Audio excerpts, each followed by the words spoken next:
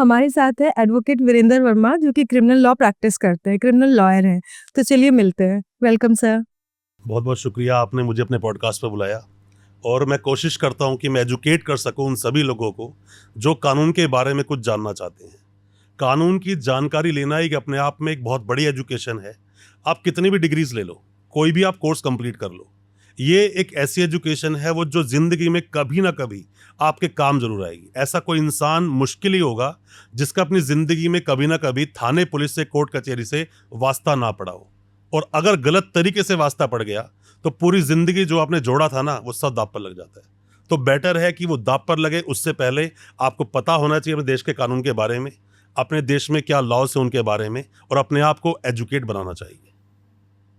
तो सर आप एजुकेट करने का ही काम कर रहे हैं। मैंने बहुत सारे यूट्यूब वीडियोस देखे, आपके इंस्टाग्राम वीडियोस देखे।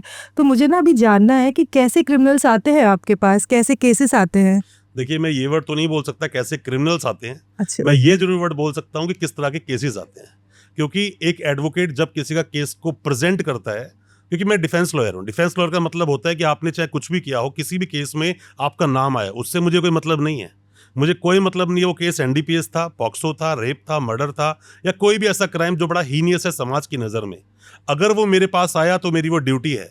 जल्लाद के सामने कोई इंसान आता है तो ये नहीं देखता कि वो निर्दोष था या दोषी था, उसका काम उसको फांसी पर चढ़ाना होता है। उसी तरह से एक वकील का, जो डिफेंस लॉयर है, उसका यही काम है, अगर जो केस उसके सामने आया, केस को पढ़े, समझे और उसको रिप्रेजेंट करे।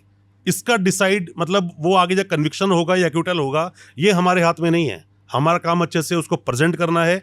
इसका डिसीजन जज साहब देंगे। अब वो एक्विट हुआ या कन्विक्शन हुआ। लोगों को उम्र कैद भी होती है, लोगों को फांसी भी होती है, 10 साल 5 साल ये सजा चलती रहती है। पर डिपेंड करता है जो सामने आया है अभी हमारे पास, क्या सच में वो दोषी है। दोषी प्रूव करने के लिए प्रॉपर एक पूरी प्रोसीडिंग है, बहुत लंबी प्रोसीडिंग है।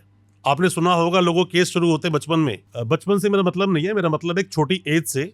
छोटी एज में कोई केस शुरू हुआ, उसका 21-22 साल की उसकी एज रही होगी, और जब तक कन्विक्शन हुआ उसकी एज 40-50 साल हो गई, बच्चे भी हो गए, बच्चे बड़े हो गए, तब जाकर उस केस का वर्डिक्ट आया। ऐसा होता सिर्फ इसीलिए है कि मामला बहुत सीरियस था। छोटे मोटे मामले लंबे चल सकते हैं, बट सभी छोटे मोटे मामले बहुत ज़्यादा लंबे नहीं चलते हैं अपने देश में। सर केसेस के बारे में तो हम बात कर रहे हैं, लेकिन एफआईआर, चार्जशीट बहुत सुनते हैं हम, तो ये सब क्या होता है।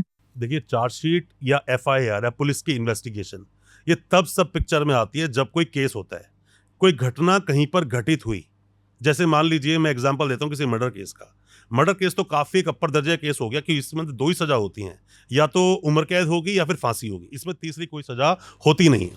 पर अगर नॉर्मल सा भी केस है, मान लीजिए कोई लड़का कहीं पर खड़ा था, उसके 2 दोस्त वहाँ पर और आते हैं, और खड़े होने के बाद में बात होते होते किसी थर्ड पर्सन से उन लोगों की रंजिश थी। शाम को वो पार्टी करते हैं और नशे में उसके घर पहुंच जाते हैं या फिर उसके ऑफिस पहुंच जाते हैं। उसको थोड़ा मारते पीटते, पर उसके कहीं ऐसी जगह पर वो चोट लग जाती है जो बीमारी थी उसको, और लगते ही वो इंसान मर जाता है। वो उसको मारने के लिए नहीं गए थे, उनकी इंटेंशन उसको जान से मारना नहीं था, पर हाँ, उनको मारना उनकी इंटेंशन जरूर थी। तो ऐसे जो केसेस होते हैं ना, इसमें कई बार देखा गया है कि कोई भी एक ऐसा इंसान होता है जो कि हैबिचुअल ऑफेंडर नहीं है, बट फिर भी उसका नाम आया, फिर वो केस लंबा चलता है, और लंबा चलने के बाद में अगर वो मर्डर केस है और कन्विक्शन हो गया तो उसको उम्र कैद हो जाएगी। इस केस के अंदर फांसी तो नहीं होगी, क्योंकि rarest of the rare case जब बनते हैं, तो जैसे बच्चन सिंह का जजमेंट सुप्रीम कोर्ट का बोलता है, तो वो एक अलग मामला है, बट ऐसे में उम्र कैद हो जाएगी क्योंकि उसने किसी का मर्डर किया है।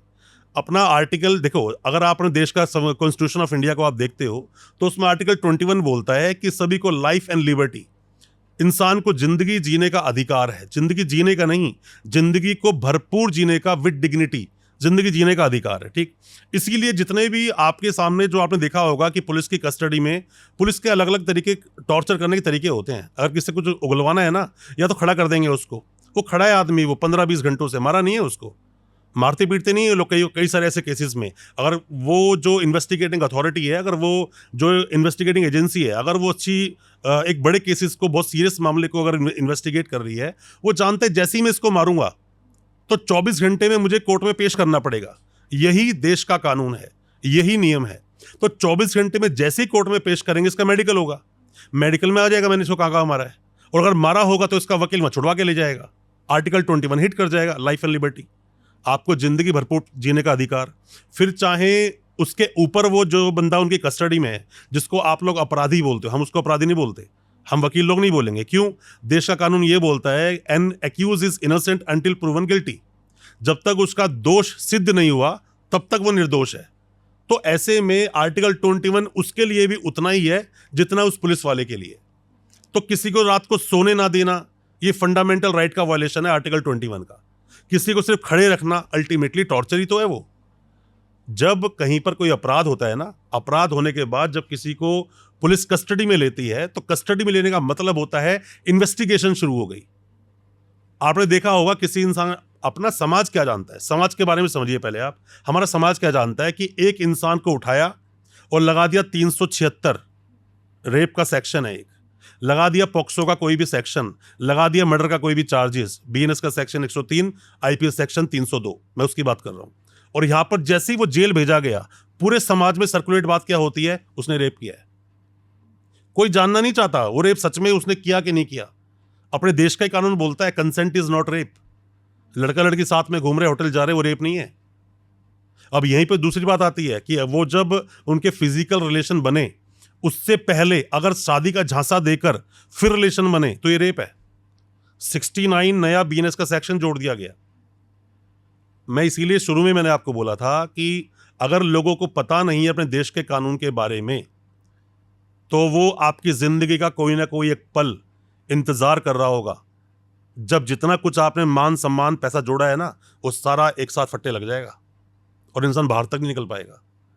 समाज की सोच अलग है।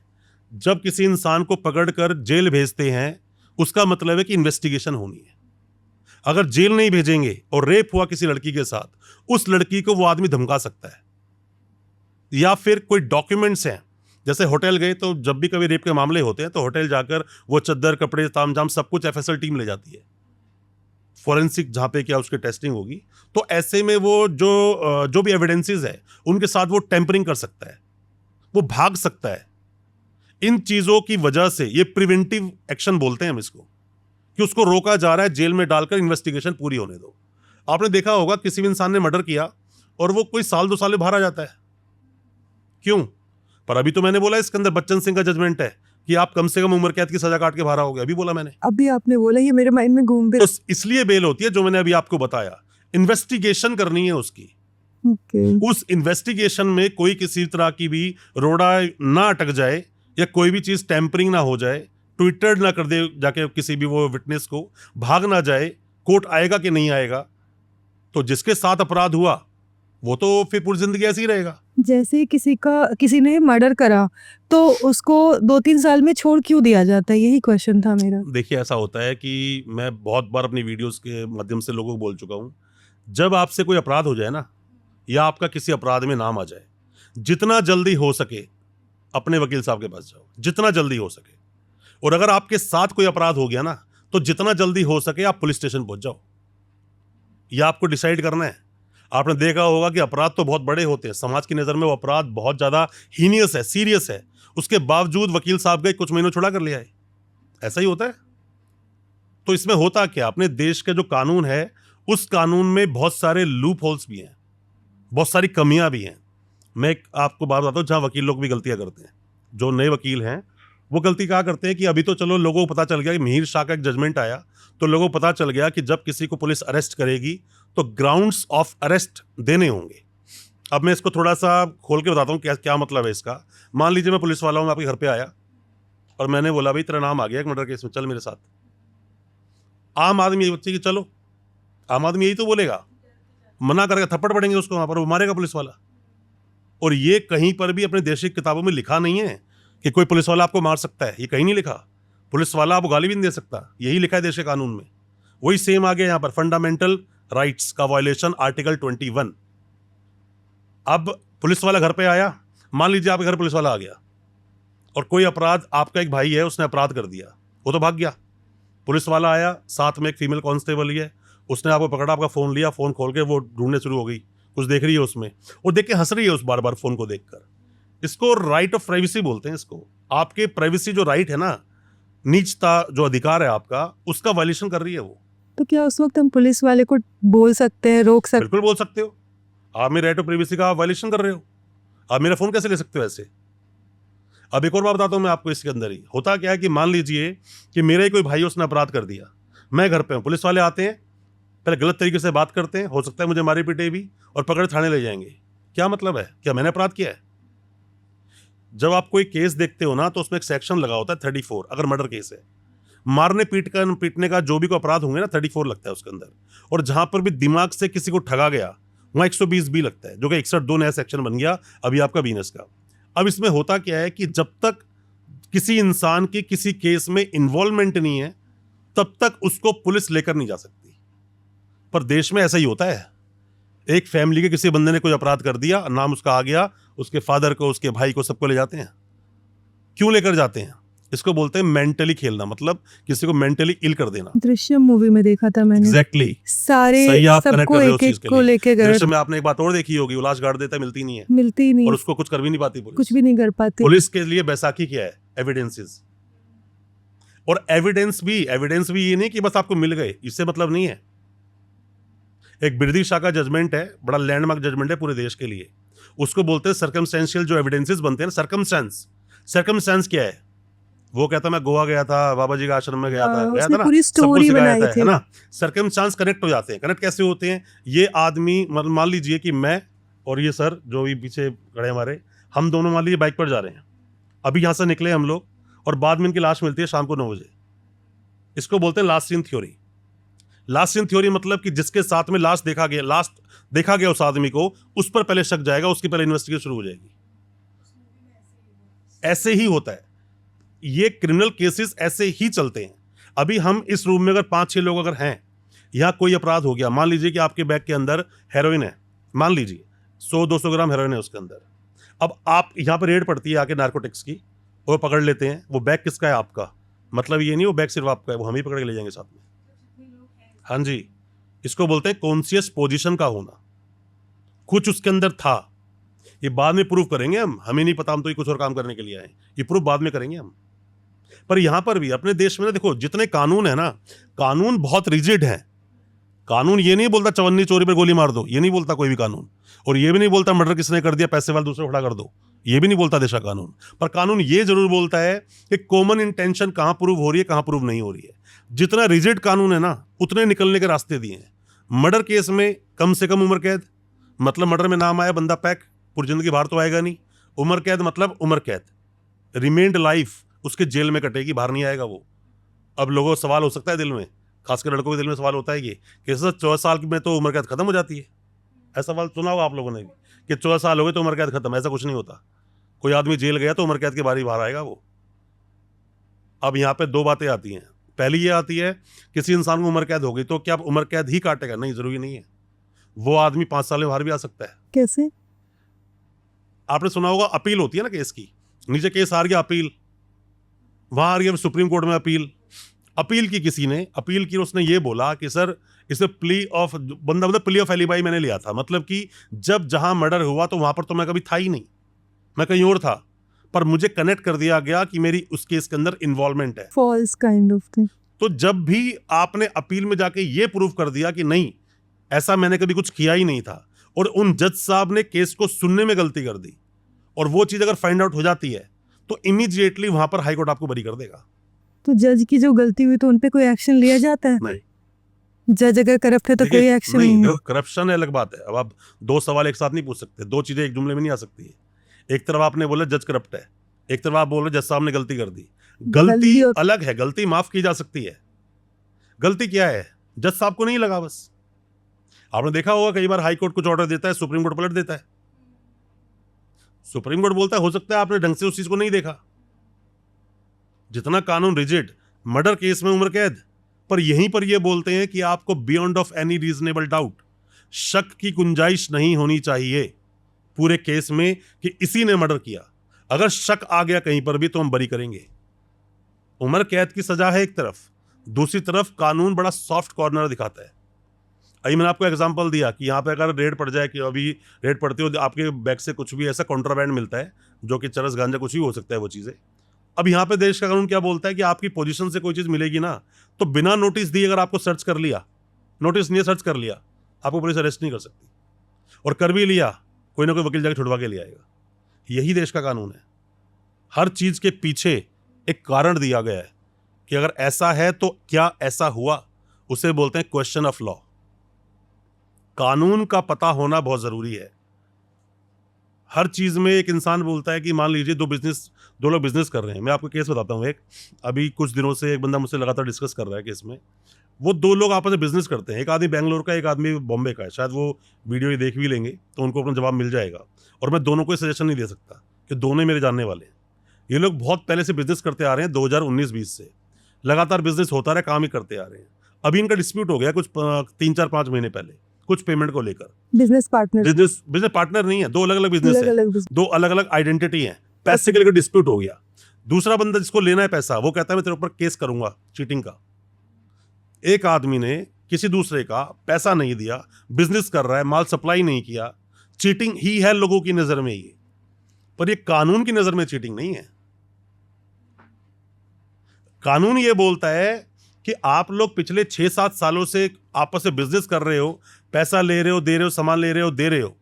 अब वो आदमी अपने कमिटमेंट को पूरा नहीं कर पाया, पैसे नहीं दिया ना उसने, ये ब्रीच ऑफ ट्रस्ट है, ये चीटिंग नहीं है।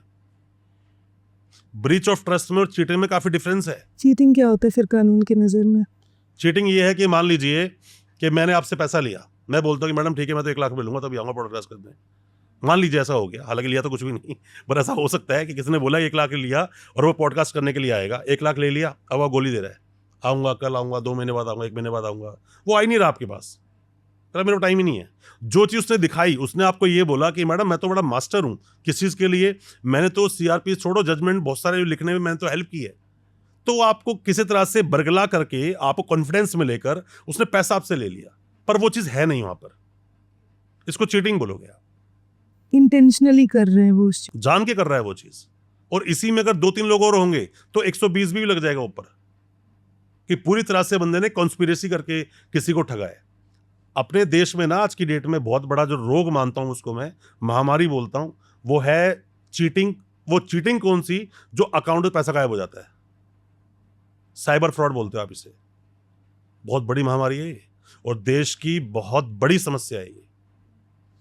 पर इसमें इतने सारे कमियां हैं, अपने देश के कानून में इतनी सारी कमियां हैं कि वो लोग निकल जाते हैं और निकल जाएंगे वो लोग। चीटिंग किसी के साथ की, मान लीजिए कि मैंने अलग अलग मल्टीपल लोगों के अकाउंट से लगभग मैंने 20-50 करोड़ रुपए उड़ा दिया।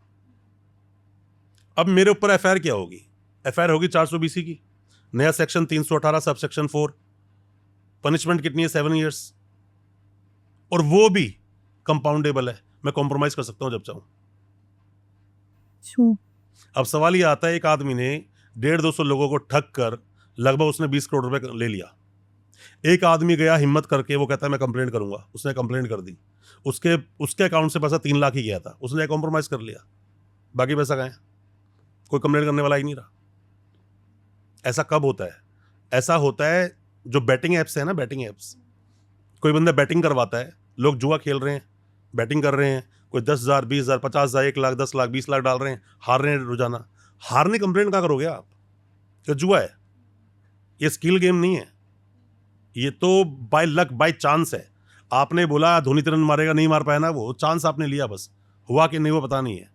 अब जब बाय स्किल जो गेम आते हैं, स्किल की वजह से बहुत सारी ऐप चल रही थी अपने देश में। अब मान लीजिए कोई इंसान बोलता है कि लूडो खेलने वाला कोई उसका सॉफ्टवेयर है, आप लूडो खेल रहे हो, सब लोग पैसा डाल रहे हैं, बहुत सारे पैसे डाल रहे हैं, और पैसे डालने कोई कंप्लेंट तो है नहीं, कोई भी, लाखों करोड़ों रुपए उसके पास चला गया, कोई कंप्लेंट कहीं से भी नहीं है। पर क्या वो आदमी उस सारी पेमेंट को अपने अकाउंट में ले रहा होगा? ये नहीं होता। आप किसी भी चीटिंग केस में उठाना, हमने तो बहुत सारे केस देखे हैं ऐसे, बहुत सारे केसेस को हमने देखा है। ये लोग फिर अकाउंट्स को हायर करते हैं। वो क्या बोलते हैं कि मान लीजिए कोई गरीब आदमी है, उसको बोलते हैं यार तू अपना अकाउंट दे दे मुझे, और मैं तुझे महीने के 10,000 रुपये दे दूंगा, बस अकाउंट देने के।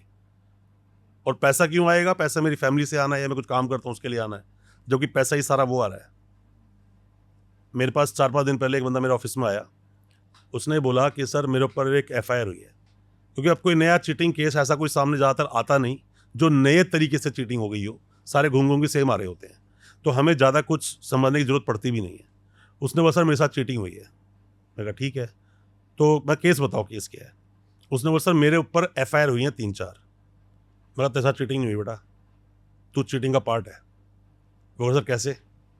मैं कहा 3-4-5 FIR ऐसे ही नहीं हो जाती, एक्सेप्शनल केस हो सकते हैं। मैं कहा तू मेरे सवालों का जवाब दे, क्या ऐसा हुआ कि तूने किसी को अकाउंट रेंट पर दिया, पैसा अकाउंट में बहुत सारा आया, या फिर क्या ऐसा हुआ कि तूने किसी के लिए काम किया, बहुत सारे बंदों को जोड़ा, पैसा लगाओ, या क्या तूने कुछ ऐसा किया कि लोगों को, ताकि तूने बोला कि तुम अगर इतना पैसा देते हो तो इतना वापस जाएगा, 2-4 बार कंपनी ने दिया, अब कंपनी भाग गई। क्या सर पहला वाला है ये, मैंने अकाउंट दिया था, अब उसके अकाउंट में जो पैसा आया है ना वो सारा गैम्बलिंग पैसा है, वो बता नहीं रहा है मुझे, वो सब बिजनेस का पैसा था। अगर बिजनेस का पैसा ठगी एक के साथ ही क्यों हुई, और अगर ठगी एक के साथ हुई तो बिजनेसमैन कभी भी उसको लॉस को बियर कर लेगा, अपनी रेपुटेशन दांव पे नहीं लगाएगा। Reputation matter. वो पहला वाले केस था। तो ऐसे केस के अंदर अगर मैं आपको थोड़ा टेक्निकली बताऊं, तो जब कोई चीटिंग केस दर्ज होता है तो कई बार चीटिंग के साथ फॉर्जरी भी आती है। अब फॉर्जरी कैसे आती है? मान लीजिए एक अकाउंट में पैसा जा रहा है, अकाउंट में क्या आ रहा है, कोई भी माइक एंड माइक कंपनी, मान लो कोई भी कंपनी है XYZ। अब XYZ जो कंपनी है वो कंपनी खोली एक बी नाम के आदमी ने, और नाम के आदमी ने फोटो अपनी लगाई, क्योंकि बैंक जाएगा तो फोटो तो वेरीफाई करेंगे, पर ना तो उसका नाम असली, ना उसकी डेट ऑफ बर्थ असली, ना वो आधार कार्ड असली, ना ही वो पैन कार्ड असली। अकाउंट खुल गया किसी भी नाम से। अब जो डॉक्यूमेंट फॉर्ज किए गए हैं ना, इन फॉर्ज के डॉक्यूमेंट की वजह से उसके ऊपर 336 एक सेक्शन है BNS का, IPC का सेक्शन है 467, जिसमें उम्र कैद तक का प्रावधान है। ओके, गलत अकाउंट, गलत ये आप सब। फर्जी तरीके से कोई भी फर्जी आइडेंटिटी क्रिएट कर देते हो तो ऐसे मामलों में उम्र कैद तक का प्रावधान है, और पुलिस वाला शायद आपको नोटिस भी नहीं देगा और सीधा आपको अरेस्ट कर लेगा। मतलब ये फॉर्जरी करना और मर्डर करना इक्वल जैसा हो गया। उम्र कैद, आप उम्र कैद देखकर बोल रहे हो, पर दोनों में बहुत सीरियसनेस का फर्क है। यहां पर जो चीटिंग फॉर्जरी वाला है ना, उसकी चार्जशीट लगने के बाद बेल हो जाएगी। ठीक है, हो चार्जशीट जाएगी क्या उसकी होता है? चार्जशीट एक केस हुआ, चार्जशीट समझने पहले आपको 2 बात समझनी होंगी। जितने भी देश में जो भी अपराध हुए और 10 साल तक की सजा है, उसमें चार्जशीट 60 दिन में आएगी। चालान बोलते हैं, पुलिस का चालान, कि उसने क्या इन्वेस्टिगेशन की, कि इसने अकाउंट खोला, ये आदमी गया था कि नहीं गया था बैंक में, इसको आधार कार्ड बना के किसने दिया था, पैसा अकाउंट में आया कहाँ से डाला था, वो पैसा वापस कहाँ पर गया, ये पूरा जो एक पूरी मूवी का क्रक्स बनता है ना, वो सारा वो चार्जशीट है। 10 साल तक के अपराध तो वहाँ पर 60 दिन में चार्जशीट, अगर वो अपराध मतलब 10 साल से ज़्यादा की सजा के हुए तो 90 दिन में चार्जशीट। चार्जशीट मतलब इन्वेस्टिगेशन कंप्लीट, ओके, मतलब पुलिस वाला बोलता है मैंने कर ली इन्वेस्टिगेशन, उनके एंड से कंप्लीट इस हो। आदमी ने अपराध किया है, इसके अगेंस्ट ये सब चीजें मिलती हैं और इसके अगेंस्ट ये चीजें नहीं मिलती हैं, अब चार्जशीट लग चुकी है। तो देश का कानून ये बोलता है, हमारे देश का कानून, बहुत सारे सुप्रीम कोर्ट, हाई कोर्ट के जजमेंट्स हैं, वो बोलते हैं कि किसी भी इंसान को जेल इसलिए डालते हैं, इसीलिए भेजते हैं किसी को जेल में कि इन्वेस्टिगेशन कंप्लीट हो सके। जो मैंने शुरू में बोला था कि वो गवाह को धमकाएगा नहीं, डॉक्यूमेंट साथ में या एविडेंस के साथ में छेड़छाड़ नहीं करेगा, देश छोड़ के नहीं भागेगा, जब बुलाएंगे तब आएगा, इसलिए भेजते हैं जेल। कंप्लीट हो गया ना काम। अब अगली कंडीशन ये बोलते हैं, फिलहाल देश के कानून को सिर्फ इतना चाहिए कि जब जब इसको कोर्ट बुलाएं तब तब ये आए और अपने ट्रायल को अटेंड करे, इसको बेल दो। यहां बेल मिल जाती है। बट मर्डर बहुत सीरियस हीनियस टाइप के केसेस होते हैं, उसमें कोई भी मैडम केस होगा ना, आपको जिस तरह समझो, एक केस में जिसके साथ अपराध हुआ वो आदमी अगर सामने है तो पहले जज साहब कोशिश करेंगे, उसकी गवाही करवाएंगे, तब उसकी बेल देंगे। क्यों? अगर पहले दे दी वो बाहर जाकर धमकाएगा उसको। सही। एक सवाल आता है, जैसे बहुत सारे लोग हमें कॉल करते हैं, अक्सर पूछते हैं कि सर मेरे ऊपर तो केस बनता ही नहीं, केस बना दिया और मुझे जेल में उठा के डाल दिया, 4 महीने बाद मेरी बेल हुई है। मैं कहा हुआ क्या था? क्या सर हुआ ये था कि मेरे तो पिस्टल थी, मेरे पास लाइसेंस ही थी, मैं फायरिंग कर रहा था, मैं हवा फायर कर रहा था, मैं किया, दूसरे बंदे ने कंप्लेंट लिखवा दी कि इसने गोली मारी, छुके निकल गई। सर उसको टच भी नहीं हुई। ओके, आप बताइए अपराध है कि नहीं? अगर छुई नहीं है तो अपराध नहीं है, लाइसेंस उसके पास है। एक लड़के ने एक लड़की को रात को लगभग 2 बजे रोड जाते हुए पकड़ लिया उसको, कपड़े वपड़े फाड़ दिए, पर लड़की भाग गई वहां से, उस साथ कुछ हुआ नहीं। ये एक रेप में आएगा कि नहीं आएगा?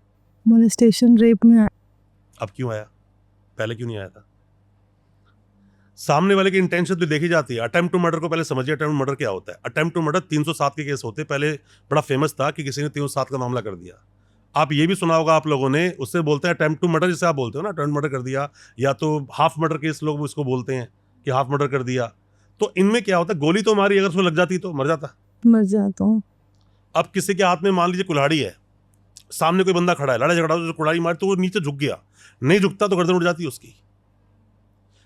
307 में अटेम्प्ट टू मर्डर में ये जरूरी नहीं है कि उसको वो लगना ही चाहिए, मरना ही चाहिए इंसान, ऐसा जरूरी नहीं। मर गया तो मर्डर है, वो हाँ। तो मर गया। अब यहां पर ना जो मर्डर हुआ उससे ज्यादा हानिकारक केस ये बन गया। क्यों? जो मरा वो तो गया, हाँ। गवाही देने तो आने वाला है नहीं। नहीं। ये गवाही देगा कि मैं वहां पर खड़ा था, ये आदमी मेरे पास आया, इसने मुझे चाकू मारा, तो मेरा बस पेट कटते वो चाकू निकल गया, अगर पेट में लगता तो मैं मर जाता। ओके। अब वो गवाही देगा, और वो जब गवाही देगा तो उसको सजा पक्की होगी। तो इस केस के सिनेरियो में कोई फॉल्स केस बनाता है इस टाइप दुनिया का? भर के बनते हैं, रोज बनते हैं, रोज रोज। तो कैसे खुद को प्रोटेक्ट करे इस चीज से? क्या देखिए, इसीलिए मेजर्स, तो बोला क्या मैंने स्टेप्स आपको। ले? देखिए, अगर आप मेरे जितनी बातें बोल के आगे बढ़ाओ ना, इन्हीं बातों को पीछे मुड़ के देखोगे ना, आपको सबके जवाब दिए मैंने क्या जवाब दिए इसके अंदर? कानून जितना रिजिड है, जितना कठोर है, उसे निकलने के रास्ते भी तो दिए हैं आपको। देश का कानून ये बोलता है कि बर्डन ऑफ प्रूफ किसके ऊपर है? स्टेट पर।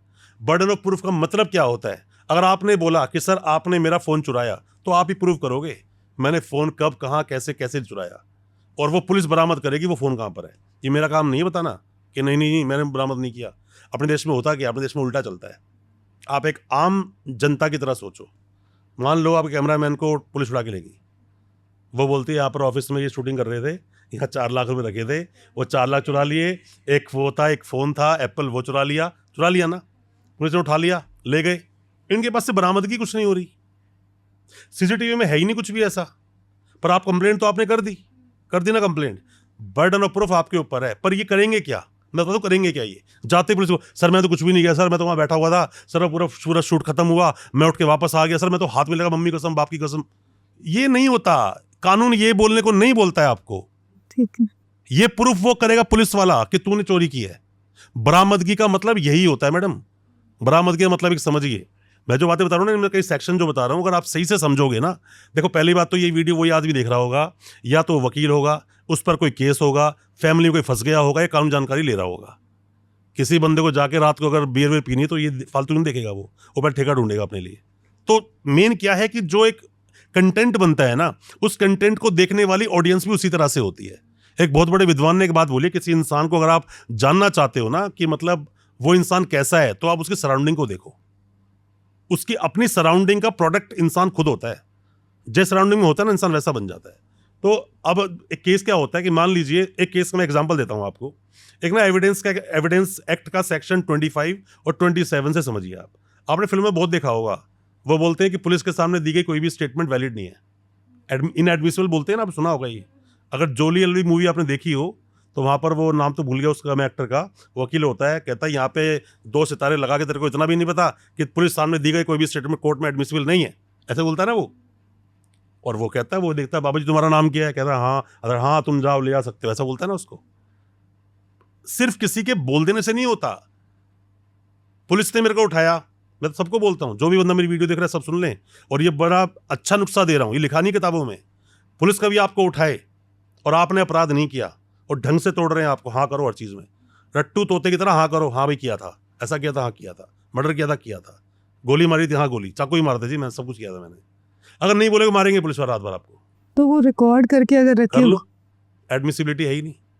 अभी मैंने आपको बोला सेक्शन एविडेंस एक्ट का सेक्शन 25 तो खत्म हो गया पहली स्टेटमेंट पे, जब पुलिस सामने कोई भी दी गई स्टेटमेंट एडमिसिबल नहीं है। अब वो बोलते हैं कि तूने चाकू से मारा है, चाकू बरामद करा। जिसने मारा ही नहीं, चाकू बरामद कहां से कराएगा? नहीं होगा ना उससे बरामद। अब उसको क्या करेंगे, तू चल हमारे साथ चल। अब चाकू के पड़ा हुआ है, चाकू कहाँ पे पड़ा हुआ है? उसके घर पे जाती है पुलिस उसको लेकर, और जाती कहते हैं हम लोग के घर पहुंचे बड़ी मुस्तैदी से, हम घर में हमने एंटर किया, अपनी जान को जोखिम में लगाकर हमने ढूंढा, तो हमें बेड के नीचे चाकू पड़ा हुआ मिला। ये बोला ना, ये सही मायनों में कोर्ट में एडमिसिबल नहीं होगा। प्लांटेड, जो प्लांट एविडेंस करते हैं ना, प्लांट कर दिया कि चाकू मिल गया। अब मान लीजिए पुलिस की स्टोरी बोलती है कि इसने हमें बताया कि इसने उस आदमी को 5 चाकू मारे, और चाकू मारने के बाद जब हमने इससे कुछ पूछताछ की, पहले तो इसने बताया नहीं, जब थोड़ा हमने सही से इन्वेस्टिगेशन किया और पूछताछ की, तो इसने बोला कि वो जो चाकू है मेरे घर के कुछ दूर जो पेड़ है, पेड़ के साथ में गड्ढा खोद के मैंने दबा दिया है। तो ये जो पेड़ के वहां जाकर जो दबाया है ना चाकू, ये पुलिस को पता नहीं होगा, पता चल भी नहीं सकता कभी, वो उसने ही बताया होगा। पर जो घर वाली स्टोरी है ना, वो पुलिस ने प्लान कर बनाई। सकती है। देखिए, ये जरूरी नहीं है कि आप कोर्ट में क्या एविडेंस दे रहे हो, ये जरूरी है कि उसकी क्वालिटी कैसी है। यहां पे कुछ भी बोलने से बात नहीं बनती। मैं लोगों को देखा है, एक आदमी, कई सारे लोग आते हैं, मतलब मिलते हैं ऐसे कई सारे लोग, उन लोगों ने इतनी कंप्लेंटें करती हैं जगह जगह जगह जगह जगह, आज के डेट में खुद को याद नहीं कंप्लेंट कहां कर चुके हैं, पर एक भी कंप्लेंट में दम नहीं है, सिर्फ स्टोरियां बोल रहे हैं। तो कंप्लेंट में दम मतलब क्या होता है, मैं तो समझ में नहीं। एविडेंस। एविडेंस होना चाहिए। अब मैं इस दम का ना आपको एक एग्जांपल देता हूं, आप लेडी हो इसलिए आपको एग्जांपल बताता हूं मैं आपको। मान लीजिए आपने केस कर दिया अपने हस्बैंड पर, और आपने ये बोला कि मेरा हस्बैंड मुझे मारता है, पीटता है, गालियां देता है, सब कुछ बोल, ये आपने एक केस कर दिया, आप कोर्ट में गए, डोमेस्टिक वायलेंस केस कर दिया, ठीक। आपके पास अगर एविडेंस नहीं है ना मैडम, कुछ मिलने वाला नहीं है आपको कोर्ट से। ठीक है, इसी से एक क्वेश्चन आता है कि अगर एक मैं लेडी पूरा के साथ करता हूं, फिर आपको जवाब मिल जाएगा, रुकिए। एक तो मैंने आपको बता दिया, आपको एविडेंस नहीं है ना। अब भगवान ना करे ऐसा हुआ कि एक लड़की ने शादी की और 7 साल के अंदर अंदर सुसाइड कर ली, उसने सुसाइड कर ली, और वो जो डेथ है ना वो अननेचुरल होनी चाहिए। फांसी लगा ली, कैरोसिन डाल के आग लगा ली, छत से कूद गई, कोई भी हो सकता है सिस्टम, वो नस काट दी उसने अपनी, मर गई लेडीज। वो 7 साल के अंदर बननी चाहिए, वो ये क्लॉज है। अब ऐसे में उसके हस्बैंड को उठाएंगे, जेल डाल देंगे बिना कोई पूछताछ के, और वो जेल काटेगा अब, और सजा वो कम से कम 7 साल उसको हो सकती है, उम्र कैद भी हो सकती है। अब वो बोलेगा हस्बैंड ने तो कुछ किया ही नहीं। देश का कानून ये बोलता है उस लड़की को उसने इतना मजबूर कर दिया कि उसने सुसाइड कर ली, ये मानना है। एविडेंस एक्ट का 113 का सबसेक्शन वो बी है इसका पार्ट, आप वो पढ़ोगे तो इसमें उसके अंदर प्रिजम्पशन मिलता है कि प्रिजम्पशन क्या बोलता है। बात क्या है ना कि हम जितना सोचते हैं ना आसान, देखिए मैम क्या होता है ना, बड़ी एक प्रॉब्लम है वकीलों के साथ भी, और प्रॉब्लम कब खड़ी होती है, जो जेल में बैठे हैं वो लोग। एक कहावत बहुत बढ़िया है कि हर कौवा मस्जिद में बैठ के सोचता है कि वही मौलवी है, पर अजान होती है तो उड़ जाता है कि भाई मेरे बस की यहाँ चलेगी नहीं मेरी बात। जो लोग जेल में बंद है ना, वो हर बंदे को ज्ञान बांट रहे होते हैं। क्या बोलते हैं, तेरी बेल अब तक नहीं हुई यार, तू तो 1.5 साल हो गए जेल में, तू तो मर्डर केस में आया हुआ है। वो अपनी गिरावन में नहीं झाँक रहा, तू क्यों खुद अंदर जेल में बैठा हुआ है, तू इतना ज्ञानवान है, तू क्यों नहीं बाहर निकलता मेरे भाई, पहले उसे क्यों निकाल रहा है बाहर। जितना ज्ञान जिसके पास होगा ना वो उतनी बातें बताएगा। और इसीलिए हम ना कई बार अपनी लाइफ में ऐसे लोगों से एडवाइस ले लेते हैं जो हकीकत में उस चीज के बारे में 5% नहीं जानते। सर डोमेस्टिक वायलेंस पे ना एक क्वेश्चन आ रहा है, जैसे ये 7 इयर्स के अंदर बोला आपने कि ये होना चाहिए, क्लॉज है, लेकिन मैंने उसके domestic बाद violence में नहीं बोला है, आपने पूरी बात सुनी नहीं शायद, मैं दहेज हत्या है बोली वो बात। अच्छा, दहेज हत्या। दहेज हत्या डॉरी डेथ के अंदर 7 साल का क्लॉज है। अगर डोमेस्टिक वायलेंस किसी के साथ हो रहा है तो फिर क्या एविडेंस, क्योंकि वो जाके अगर पुलिस स्टेशन में बोल रही है, एफआईआर लिखवा रही है, तो उसको एविडेंस पहले से कलेक्ट करना होगा, वो अपने प्रोटेक्शन के लिए क्या कर सकती है? मैम देखो, वैसे तो जो डोमेस्टिक वायलेंस है ना, मतलब ये हुआ आपने किसी को परेशान किया, उस परेशानी का ही एक बहुत बिगड़ा हुआ और एंड का रूप ये दहेज हत्या बन जाता है वो भी डोमेस्टिक वायलेंस, पर वो एंड रूप है उसका। अब आप बोलते हो सर किस साथ कुछ गलत हो रहा है, वो क्या करेगा, वो बोले कैसे, है ना, यही बोल रहे हो ना आप। 7 साल के बाद अगर हम 7 साल का ये हटा दें, आप 7 साल के बाद 60 साल की बात करता हूँ मैं। मान लीजिए कोई आंटी है, उनकी एज 92 ईयर्स है, उनके हस्बैंड की एज 94 ईयर्स है, अब वो उनको मारता है अपनी वाइफ को, तो भी डोमेस्टिक वायलेंस है। तो फिर उस केस में क्या करे लोग? हो जाएगी, कंप्लेंट करवाएगी उसके अगेंस्ट कि आदमी मुझे मारता है, एक्शन होगा उसके ऊपर। यहां पर डोमेस्टिक वायलेंस का एज से कोई लेना देना नहीं है। आपके हस्बैंड ने आपको थप्पड़ मारा, 323 का मामला है ये, 115 बीएनएस का, कोई मार नहीं सकता किसी को। मैं फिर बोल रहा हूं, जितनी बातें पीछे बोल के आए हो ना, आपको सबके जवाब मिलेंगे आर्टिकल 21 में। आपकी लाइफ एंड लिबर्टी है आपके पास, कोई भी नहीं। एक लड़की की शादी हुई, सांवली है थोड़ी सी, सास उसको तो बहुत काली है, मेरे लड़के तो अच्छी दुल्हन मिल जाती, ऐसे बोलते हैं अक्सर। ये तो सर बच्चा चलता कंसीव नहीं है। हुआ, 2-3-4 साल बीत गए, सास बोलती है शायद दूसरी जगह करा दूंगी। किसी इंसान को मारना ही टॉर्चर नहीं है, मारना ही डोमेस्टिक वायलेंस कैटेगरी में नहीं आता, ताने देना भी आता है। इसीलिए जब भी कभी डोमेस्टिक वायलेंस केस होते हैं तो लड़का लड़की, माँ और बाप तो पिसते ही हैं, उसकी बहन भी आती है लपेटे में, उसका जीजा भी आता है लपेटे में। जब पिटीशन तैयार होती है तो एलिगेशन सबके ऊपर जाते हैं।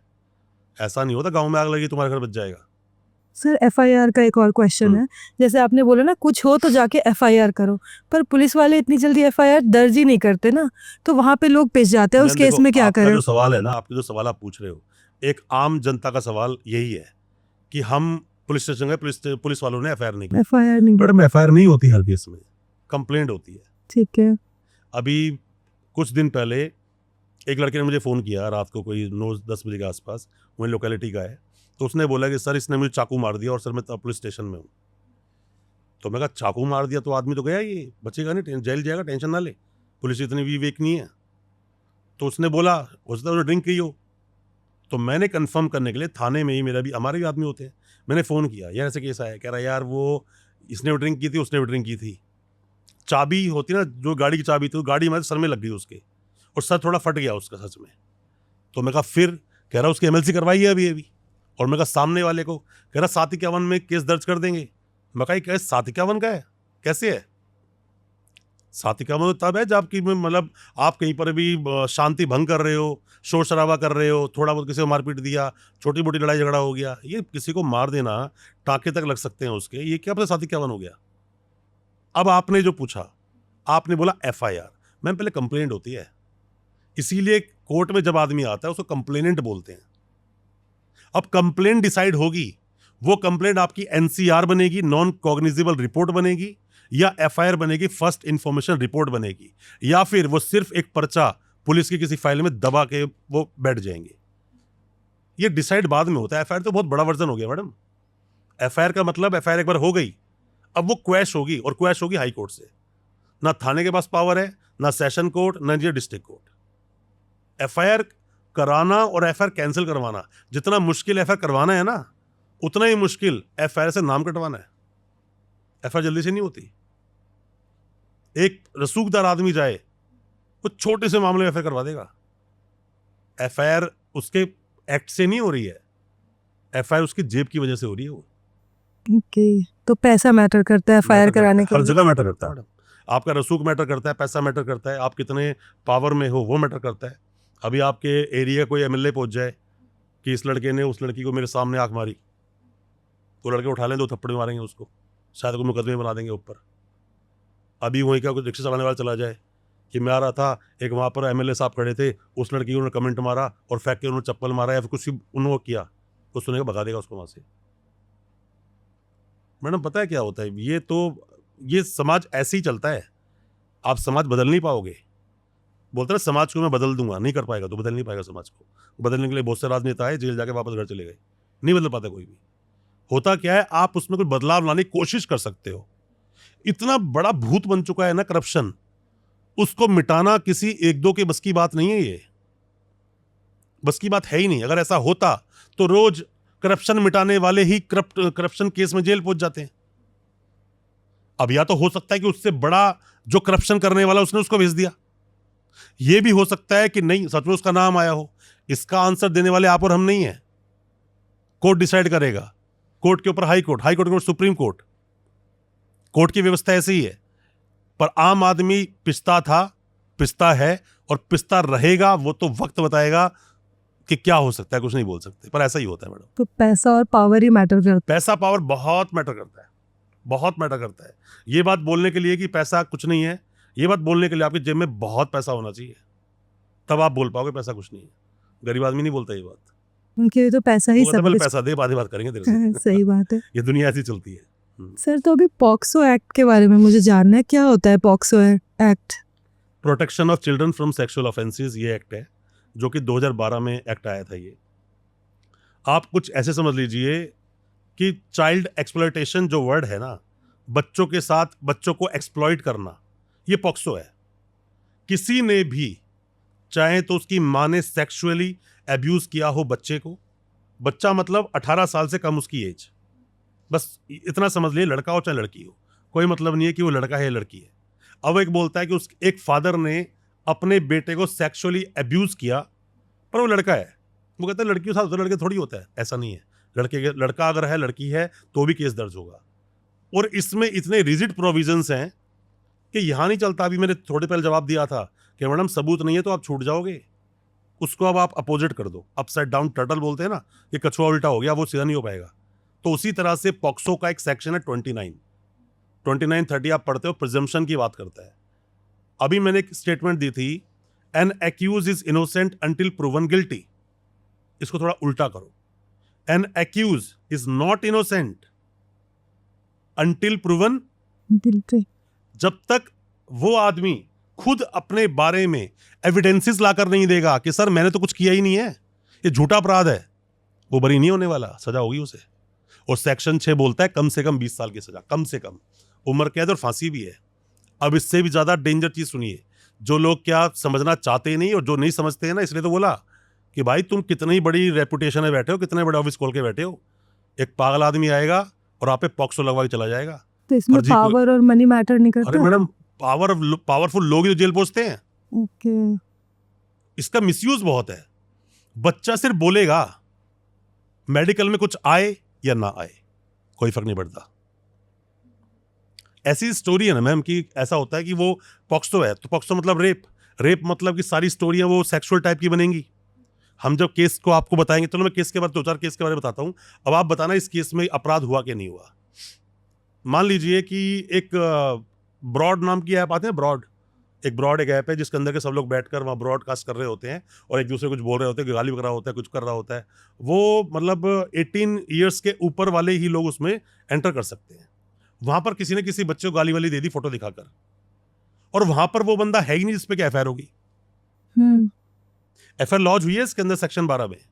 सेक्शन 12 का आप इसी में अगर होता क्या है कि ये पॉक्सो को ऐसे समझिए, टोटल इस एक्ट में 46 सेक्शंस है टोटल।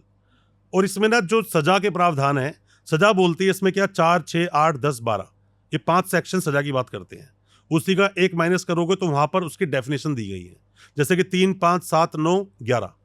11 एक बात बोलता है, वो बोलता है किसी भी बच्चे को जेस्चर, एक बच्चा सामने बैठा है, मैंने गलत तरीके देखा उसको, इस जेस्चर से मैंने अपराध कर दिया, छूना तो भी हुआ ही नहीं।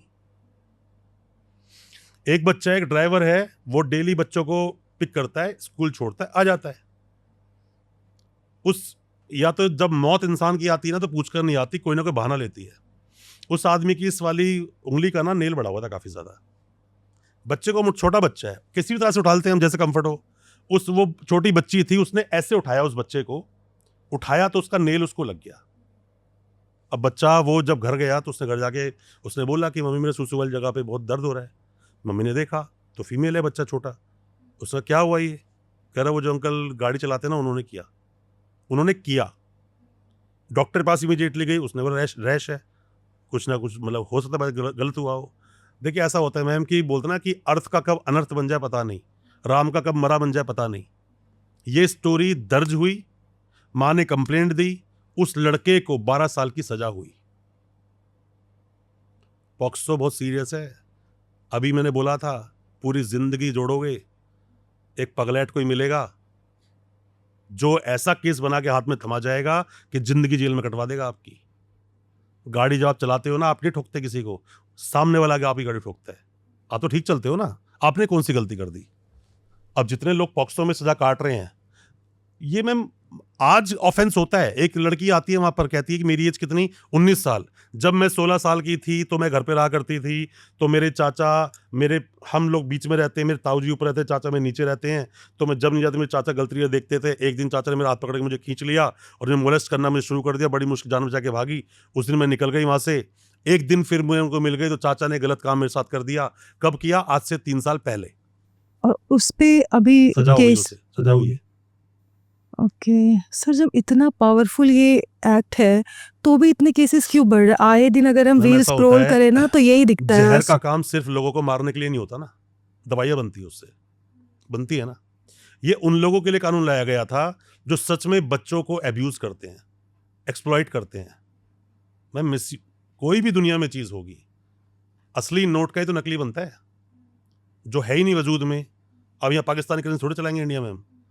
तो बात क्या होती है कि एक लाया गया कानून, इसका मिसयूज इतना हो गया कि पहले केस लगवाते हुए, मैंने थाने के बाहर लोगों की मांड वाली होती हुई देखी है। वो कह रहा है मैं जा रहा हूं कंप्लेंट करने के लिए।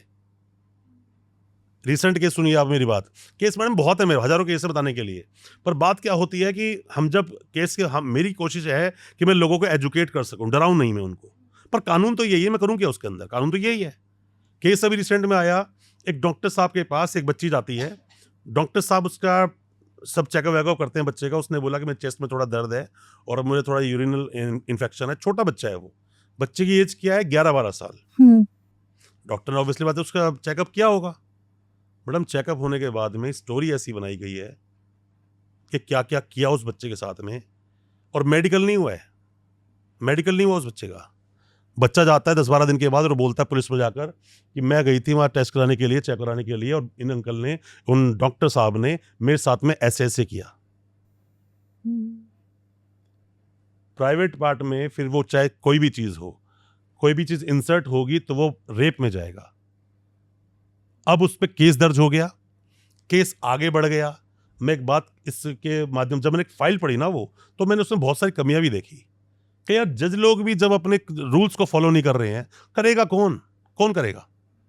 जब मैं पॉक्सो में क्रॉस करने बैठा होता हूँ तो मैं कई बार देखता हूँ छोटा बच्चा बैठा, वो अपनी स्टेटमेंट, वो होता किस तरह से, मैं पहले आप थोड़ा सा उसका, क्योंकि पॉक्सो के बारे में लोग बहुत जानना चाहते हैं, बहुत। जब भी मेरे चैनल पर पॉक्सो डालता हूँ वीडियो, बहुत सारे लोग कमेंट्स आते हैं। इसीलिए मैं हर पॉडकास्ट में बोलता हूँ, तुम जो जानना चाहते हो, मैं आपको एजुकेशन दे रहा हूँ। आप एजुकेशन में अच्छा स्टूडेंट वो जो आगे बैठ के सवाल पूछता है, सर मैं जानना चाहता हूँ, ये सवाल आपके जब वीडियो डालोगे तो कमेंट से आएंगे। अब मैं इसीलिए बोलता हूं कि एक पॉडकास्ट से मैं पूरी एजुकेशन एक एक्ट पे भी नहीं दे सकता। एक एक एक्ट पर 5-5, 6-6 पॉडकास्ट बनते हैं। केस बनता है, कोई भी ये केस बना, केस जैसी दर्ज हुआ, कोई जरूरत नहीं है बच्चे का मेडिकल में कुछ आया कि नहीं आया, छोड़ दो, केस आगे चलाओ। बच्चे की स्टेटमेंट 3 बार होगी, पहले जो कंप्लेंट देने गया, दूसरा एक 64 के बयान सुना को, 64 के बयान होते हैं मजिस्ट्रेट साहब के सामने, 64 के बयान के बाद में अब जज साहब के सामने उसकी स्टेटमेंट दोबारा होगी। अगर वो तीनों एक जैसी हुई, सजा होगी, अब आदमी को बचेगा नहीं वो। अब मान लीजिए एक समझदार, आप जैसा कोई ढंग का वकील बैठा है, आप काले सूट में से, मैंने वकील मान लिया आपको, आप बैठे हो, ठीक। अब कोई एक आया और किसी को केस बनवाना है। अब उसने आके, आपको भी नहीं पता केस बनवा रहा है, उसने बोला कि मेरा बच्चा है और पड़ोस में एक आदमी रहता है, ये बच्चा वहां से कुछ सामान लेके आ रहा था, और पहले भी जब बच्चा स्कूल से आता था तो उसको ही कभी 1 रुपये, कभी 2 रुपये दे दिया करता था और बुलाता था, और वो आदमी इसको चूम के किस विस करके छोड़ दिया करता था। अभी उसने इसको बुलाया और बच्चे के साथ में फिंगरिंग वगैरह कुछ भी करके इसको छोड़ दिया, ठीक। अब बच्चे को छोड़ दिया, उसका बाप आता है उसके पास, आपको स्टोरी सुनाता है, आपको गुस्सा आता है, यार बच्चे से ऐसा कैसे कर दिया उसने स्टोरी बनाई है।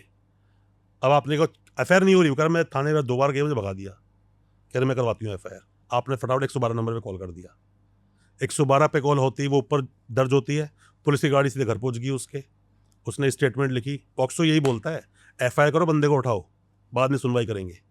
उस आदमी को उठाया, जेल में डाल दिया, जेल चला गया वो। अब वो केस आया मुझ जैसे वकील के पास। अब मैंने वो केस देखा, मैंने कहा पहले तो कान खोल के एक बात तू समझ ले, इसमें सेक्शन 29 प्रिजम्पशन बोलता है कि तू प्रूव करेगा। अब मैंने एक सवाल का जवाब मुझे देना। उसने अपने कमरे में बुलाया, खींचा, कुछ भी किया बच्चे के साथ, वो फेक स्टोरी है, ना सीसीटीवी फुटेज है, ना कोई इंडिपेंडेंट गवाह है, तीसरा कोई गवाही हो नहीं सकती, कोई एविडेंस बन नहीं सकता, मेडिकल तुमने कराया ही नहीं है, मेरे पास स्कोप कहाँ है लड़ने का। अब जब मैं उससे पूछ रहा हूं कि अब मुझे सच बता हुआ क्या, वो बस यही बोल रहा है मैंने कुछ नहीं किया, यही बात बोल रहा है। पर वकील को ना भनक हो रही होती है कि आदमी, वकील ज्यादातर एक केस में अगर एक्सपीरियंस वकील है ना, वो सामने बिठा के बंदे को भाप लेता, तूने कांड किया कि नहीं किया। मुझे लग रहा था, ये रियल स्टोरी बता रहा हूँ मैं आपको, जो स्टोरी बता रहा हूँ ये रियल स्टोरी है। मैंने क्या सच बताई है, क्या चीज़ पूरी बात बता, मुझे पता ही नहीं चल रही कहानी क्या है। कह रहा भाई जिस घर में ये रहते हैं ना, वो घर मेरा था, और मैंने इस आदमी से लगभग 20-25 लाख रुपए कर्जे पे लिया था अपनी बेटी की शादी करने के लिए। मैं कर्जा चुका नहीं पाया, वो ब्याज लगते लगते 48 लाख हो गया। इसने कब्जा कर लिया क्योंकि पेपर मैंने इसके नाम कर दिए थे। अब मैं रोज इसके पास जाता हूँ कि भाई मेरा घर खाली कर, कि मेरी वाइफ की डेथ हो गई, मैं अकेला हूँ, मेरा एक बेटा है छोटा सा, उसकी बेटी की शादी कर दी है। अब ये घर मेरे पास आ जाएगा अगर मैं क्लेम करूंगा, पर उसने मेरी ऐसी पैकिंग कर दी कि मैं भारी नहीं आऊंगा। डोमेस्टिक वायलेंस में भी होता है ऐसा। सर तो ये यूथ से ज्यादा तो मिसयूज ही लग रहा है मुझे पॉक्सो मैम एक्ट। आपको ऐसा लग रहा है कि मैं डिफेंस लॉयर हूं। अभी आपके सामने एक वकील साहब, मेरी वाइफ भी एडवोकेट है, अगर वो आके बैठ जाएगी ना तो आपको इसी केस की स्टोरी अलग बताएगी। ये वही है कि your 6 can not be my 9 always. हो सकता है पर हमेशा तो नहीं। आप खड़े होकर 6 देख रहे हो, मैं खड़ा होकर 9 देख रहा हूं, अब वकील आगे भी खड़ा होगा ना, कहेगा तुम दोनों गलत हो। क्या क्यों? कह जहां मैं खड़ा हूं वहां से ना 6 ना 9 है। हम वकील लोग किसी भी केस को उस एंगल से देखते हैं जिस एंगल से आप सोच नहीं पाते हो। जिस केस की आपको बात कर रहा था मैं, डॉक्टर साहब वाले की, डॉक्टर साहब पूरी फाइल पढ़ी मैंने देखो एक्सपीरियंस से केस पढ़ते हो आप, है ना। जब मैंने केस पढ़ा ना, तो मैंने केस पढ़ के मैंने पढ़ते ही उसको बोला ये फर्जी केस है तेरा। ये कह रहा वकील साहब अभी तुमने कुछ बताया ही नहीं आपको। मैं बता रहा हूँ फर्जी केस है। इसमें 2-3 लाइनें ऐसी लिखी है जो कि सभी केसों में लिखी होती है। ये फर्जी केस है, इसमें अगर फर्जी ना भी हो तो तेरा पुलिस वाला लिखने वाला कोई जानकार है, वो भी ना हो तो वकील साहब के साथ गए थे। और फिर उस केस के बाद क्या हुआ कि उस गवाही चल रही है कोर्ट में, अभी तक एफएसएल रिपोर्ट ही नहीं आई। एफएसएल रिपोर्ट क्या आनी चाहिए? बच्चे के साथ कुछ गलत हुआ, मेडिकल में कुछ तो आया होगा, कोई रिपोर्ट कुछ भी नहीं है उसके अंदर। एफएसएल जैसा कुछ भी नहीं, सीसीटीवी फुटेज को भी ऑथेंटिक नहीं माना गया जब कोर्ट में उन्होंने दिखाया।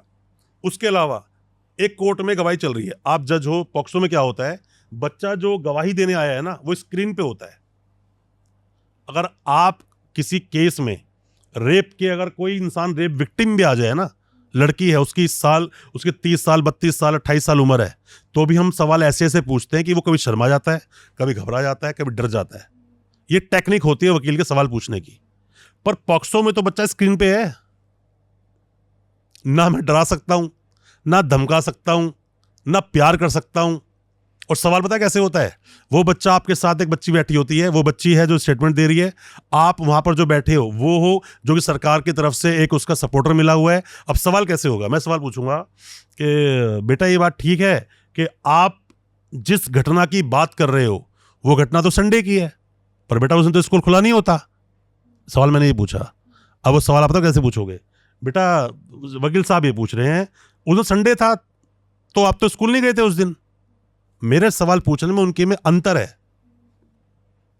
ये सवाल जब घूम के जाता है ना, तो एक ही सवाल के 2 जवाब आते हैं।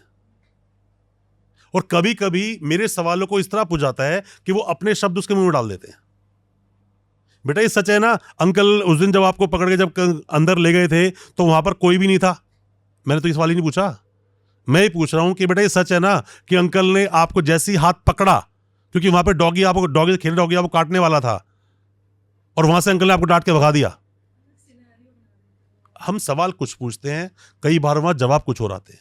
अब ऐसे में जिसके ऊपर केस हुआ, वाई के ऊपर, उस वाई का वहां पे होना जरूरी है। वो बच्चा आइडेंटिफाई करेगा उसको, हाँ यही वो अंकल है।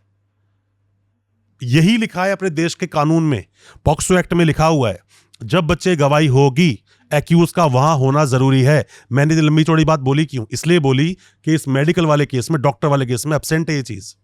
ना तो उसको कभी आइडेंटिफाई कराया गया और ना ही वो आदमी अवेलेबल था। गवाही हो गई पूरी, सजा भी हुई नहीं, केस चल रहा है। वो आए थे मैं डिस्कस करने के लिए, उनको बताया पढ़ के मैंने पूरा केस कि भाई आइडेंटिफाई तो कराया ही नहीं, करा किसने कांड? ये 64 के बयान पर तो था ही नहीं वो आदमी वहां पर। एक ही जगह बनती है जब वो आके उसको पहचान सकती है, वहां पे था ही नहीं। एक होते हैं test identified parade, test identification parade जो जिसको बोलते हैं हम लोग टीआईपी बोलते हैं। किसी भी आप लूट में, किसी भी 307 के केस में, हाफ मर्डर में, रेप में, ऐसे मामलों में आप अक्सर देखोगे, चोरी में, वो बुलाते हैं वहां पे जेल में और एक जैसे कई सारे बंदे खड़े करते हैं। फिल्म में देखा होगा आपने, बंदा जाता है कहता है इस आदमी ने किया मर्डर, बोलते हैं ना ऐसे। तो ऐसा भी कुछ नहीं कराया गया था। ये केस चल कैसे रहे हैं? ये थोड़ा सा बाउंसर है मेरे लिए। तो मैं पूछने वाली थी सर, तो इससे बचने के लिए कुछ किया जा सकता है, पर जवाबों से लग रहा है कुछ नहीं कर सकते इसमें। मैंने ना एक्चुअली मैं कोशिश तो मैं कर रहा था कि आपसे कि मैं कोई भी बात वो डिस्कस ही ना करूं जो पहले पॉडकास्ट से बोल चुका हूं, पर बोलना बहुत जरूरी यहाँ पर क्यों है कि अपने देश में जब कानून आया ना पॉक्सो का, क्योंकि पॉक्सो बहुत देर बोल लिया हमने, हालांकि बहुत सारे एक्ट हैं बोलने के लिए। तो पॉक्सो जो कानून आया था उसमें ये बोला गया था, उसी में पॉक्सो के ही लास्ट के सेक्शंस में आप देखिए, उसमें लिखा हुआ है कि पॉक्सो एक्ट आते ही ब्रॉडकास्टिंग की जाएगी, लोगों तक मैसेज पहुंचाया जाएगा, लोगों को बताया जाएगा। आपने पॉक्सो बारे सुना था इससे पहले कभी डिटेल में? या शायद किसने भी सुना होगा, इतनी डिटेल में सुना होगा।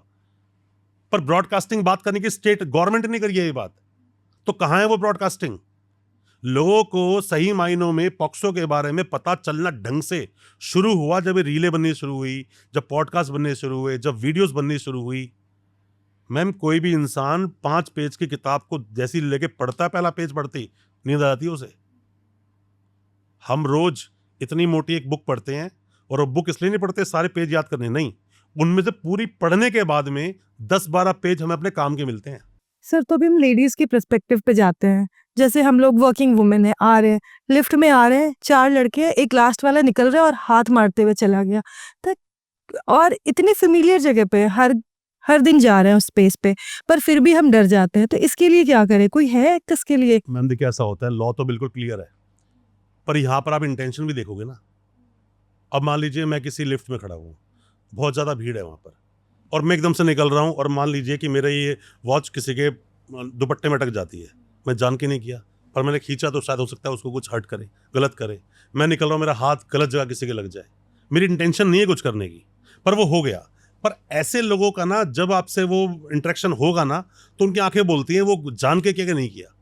एक सही आदमी बोलेगा मैम सॉरी सॉरी सॉरी, मैं गलती से हुआ, ऐसा कुछ बंदा तरीके से बोलता है, और जान करने वाला कुछ स्माइल से अजीब सी पास करके जाएगा। ये ना मैम गॉड गिफ्टेड है, ये खास करके फीमेल्स को, ये आदमियों में नहीं है। फीमेल्स में गॉड गिफ्टेड चीज होती है कि वो आदमी किसी भी मेल से बात करते हैं ना, तो बात करते हुए बता देंगे कि उस आदमी की मंशा क्या है। एग्जैक्टली ये सब लेडीज में होता है, ये मैं नोट किया है। हम जब कॉलेज पढ़ते तो भी हमारे जो साथ में जो लड़कियां फीमेल हुआ करती थी, मैंने वहां भी देखी है वो चीजें कि ये होता है। पर अगर ऐसा हुआ तो मैं पता है कानून भी तो फिर वही बात बोलेगा ना, बर्डन ऑफ प्रूफ किस पर है? आप पर है। देश का कानून ये बोलता है, यहीं पर एविडेंस एक्ट का सेक्शन 106 बोलता है, जिसने बोला वो प्रूव करेगा। अब आप बोल रहे हैं कि नहीं इससे सच में किया है, तो अब वहां की सीसीटीवी फुटेज लाओ या कोई गवाह लाओ। मामला लीगल है कि अभी सेकंड पार्ट है रविकिशन की, जो एक सीरीज टाइप है, फर्स्ट देखी थी मैंने, वो सेकंड अभी घर बैठ के उसमें देख रहा था, उसमें सेम जो आप बोल रहे हो ना, इसका जवाब है उसके अंदर, जिसने देखी, पर उसको थोड़ा सा अलग तरीके से दिखाया गया है, जबकि ऐसा है नहीं। क्योंकि देखो ऐसा होता है कि मैम लोग ना इस तरह की छोटे छोटे जो अपराध है ना, ये अपराध देखने में छोटे हैं, सुनने में छोटे हैं, पर ये अपराध हैं बहुत बड़े। कोई भी चीज छोटी से बड़ी कब बन जाएगी पता ही नहीं है। पॉक्सो में एक छोटा बच्चा है और नीयत किसी खराब है, और गाल पकड़ के बच्चे को गलत तरीके से उसने बोला, उसकी नीयत गंदी है उस आदमी की, सेक्शन 12 लगेगा उस पर। अब उसने हाथ कहाँ लगाया है वो मैटर करता है, और सेक्शन 8 और 10 भी लग सकता है उसके ऊपर। तो बात मैम देखिए ऐसा होता है कि अल्टीमेटली हम सही तो दुनिया सही, हम गलत दुनिया गलत, पर इंसान लड़ना नहीं चाहता।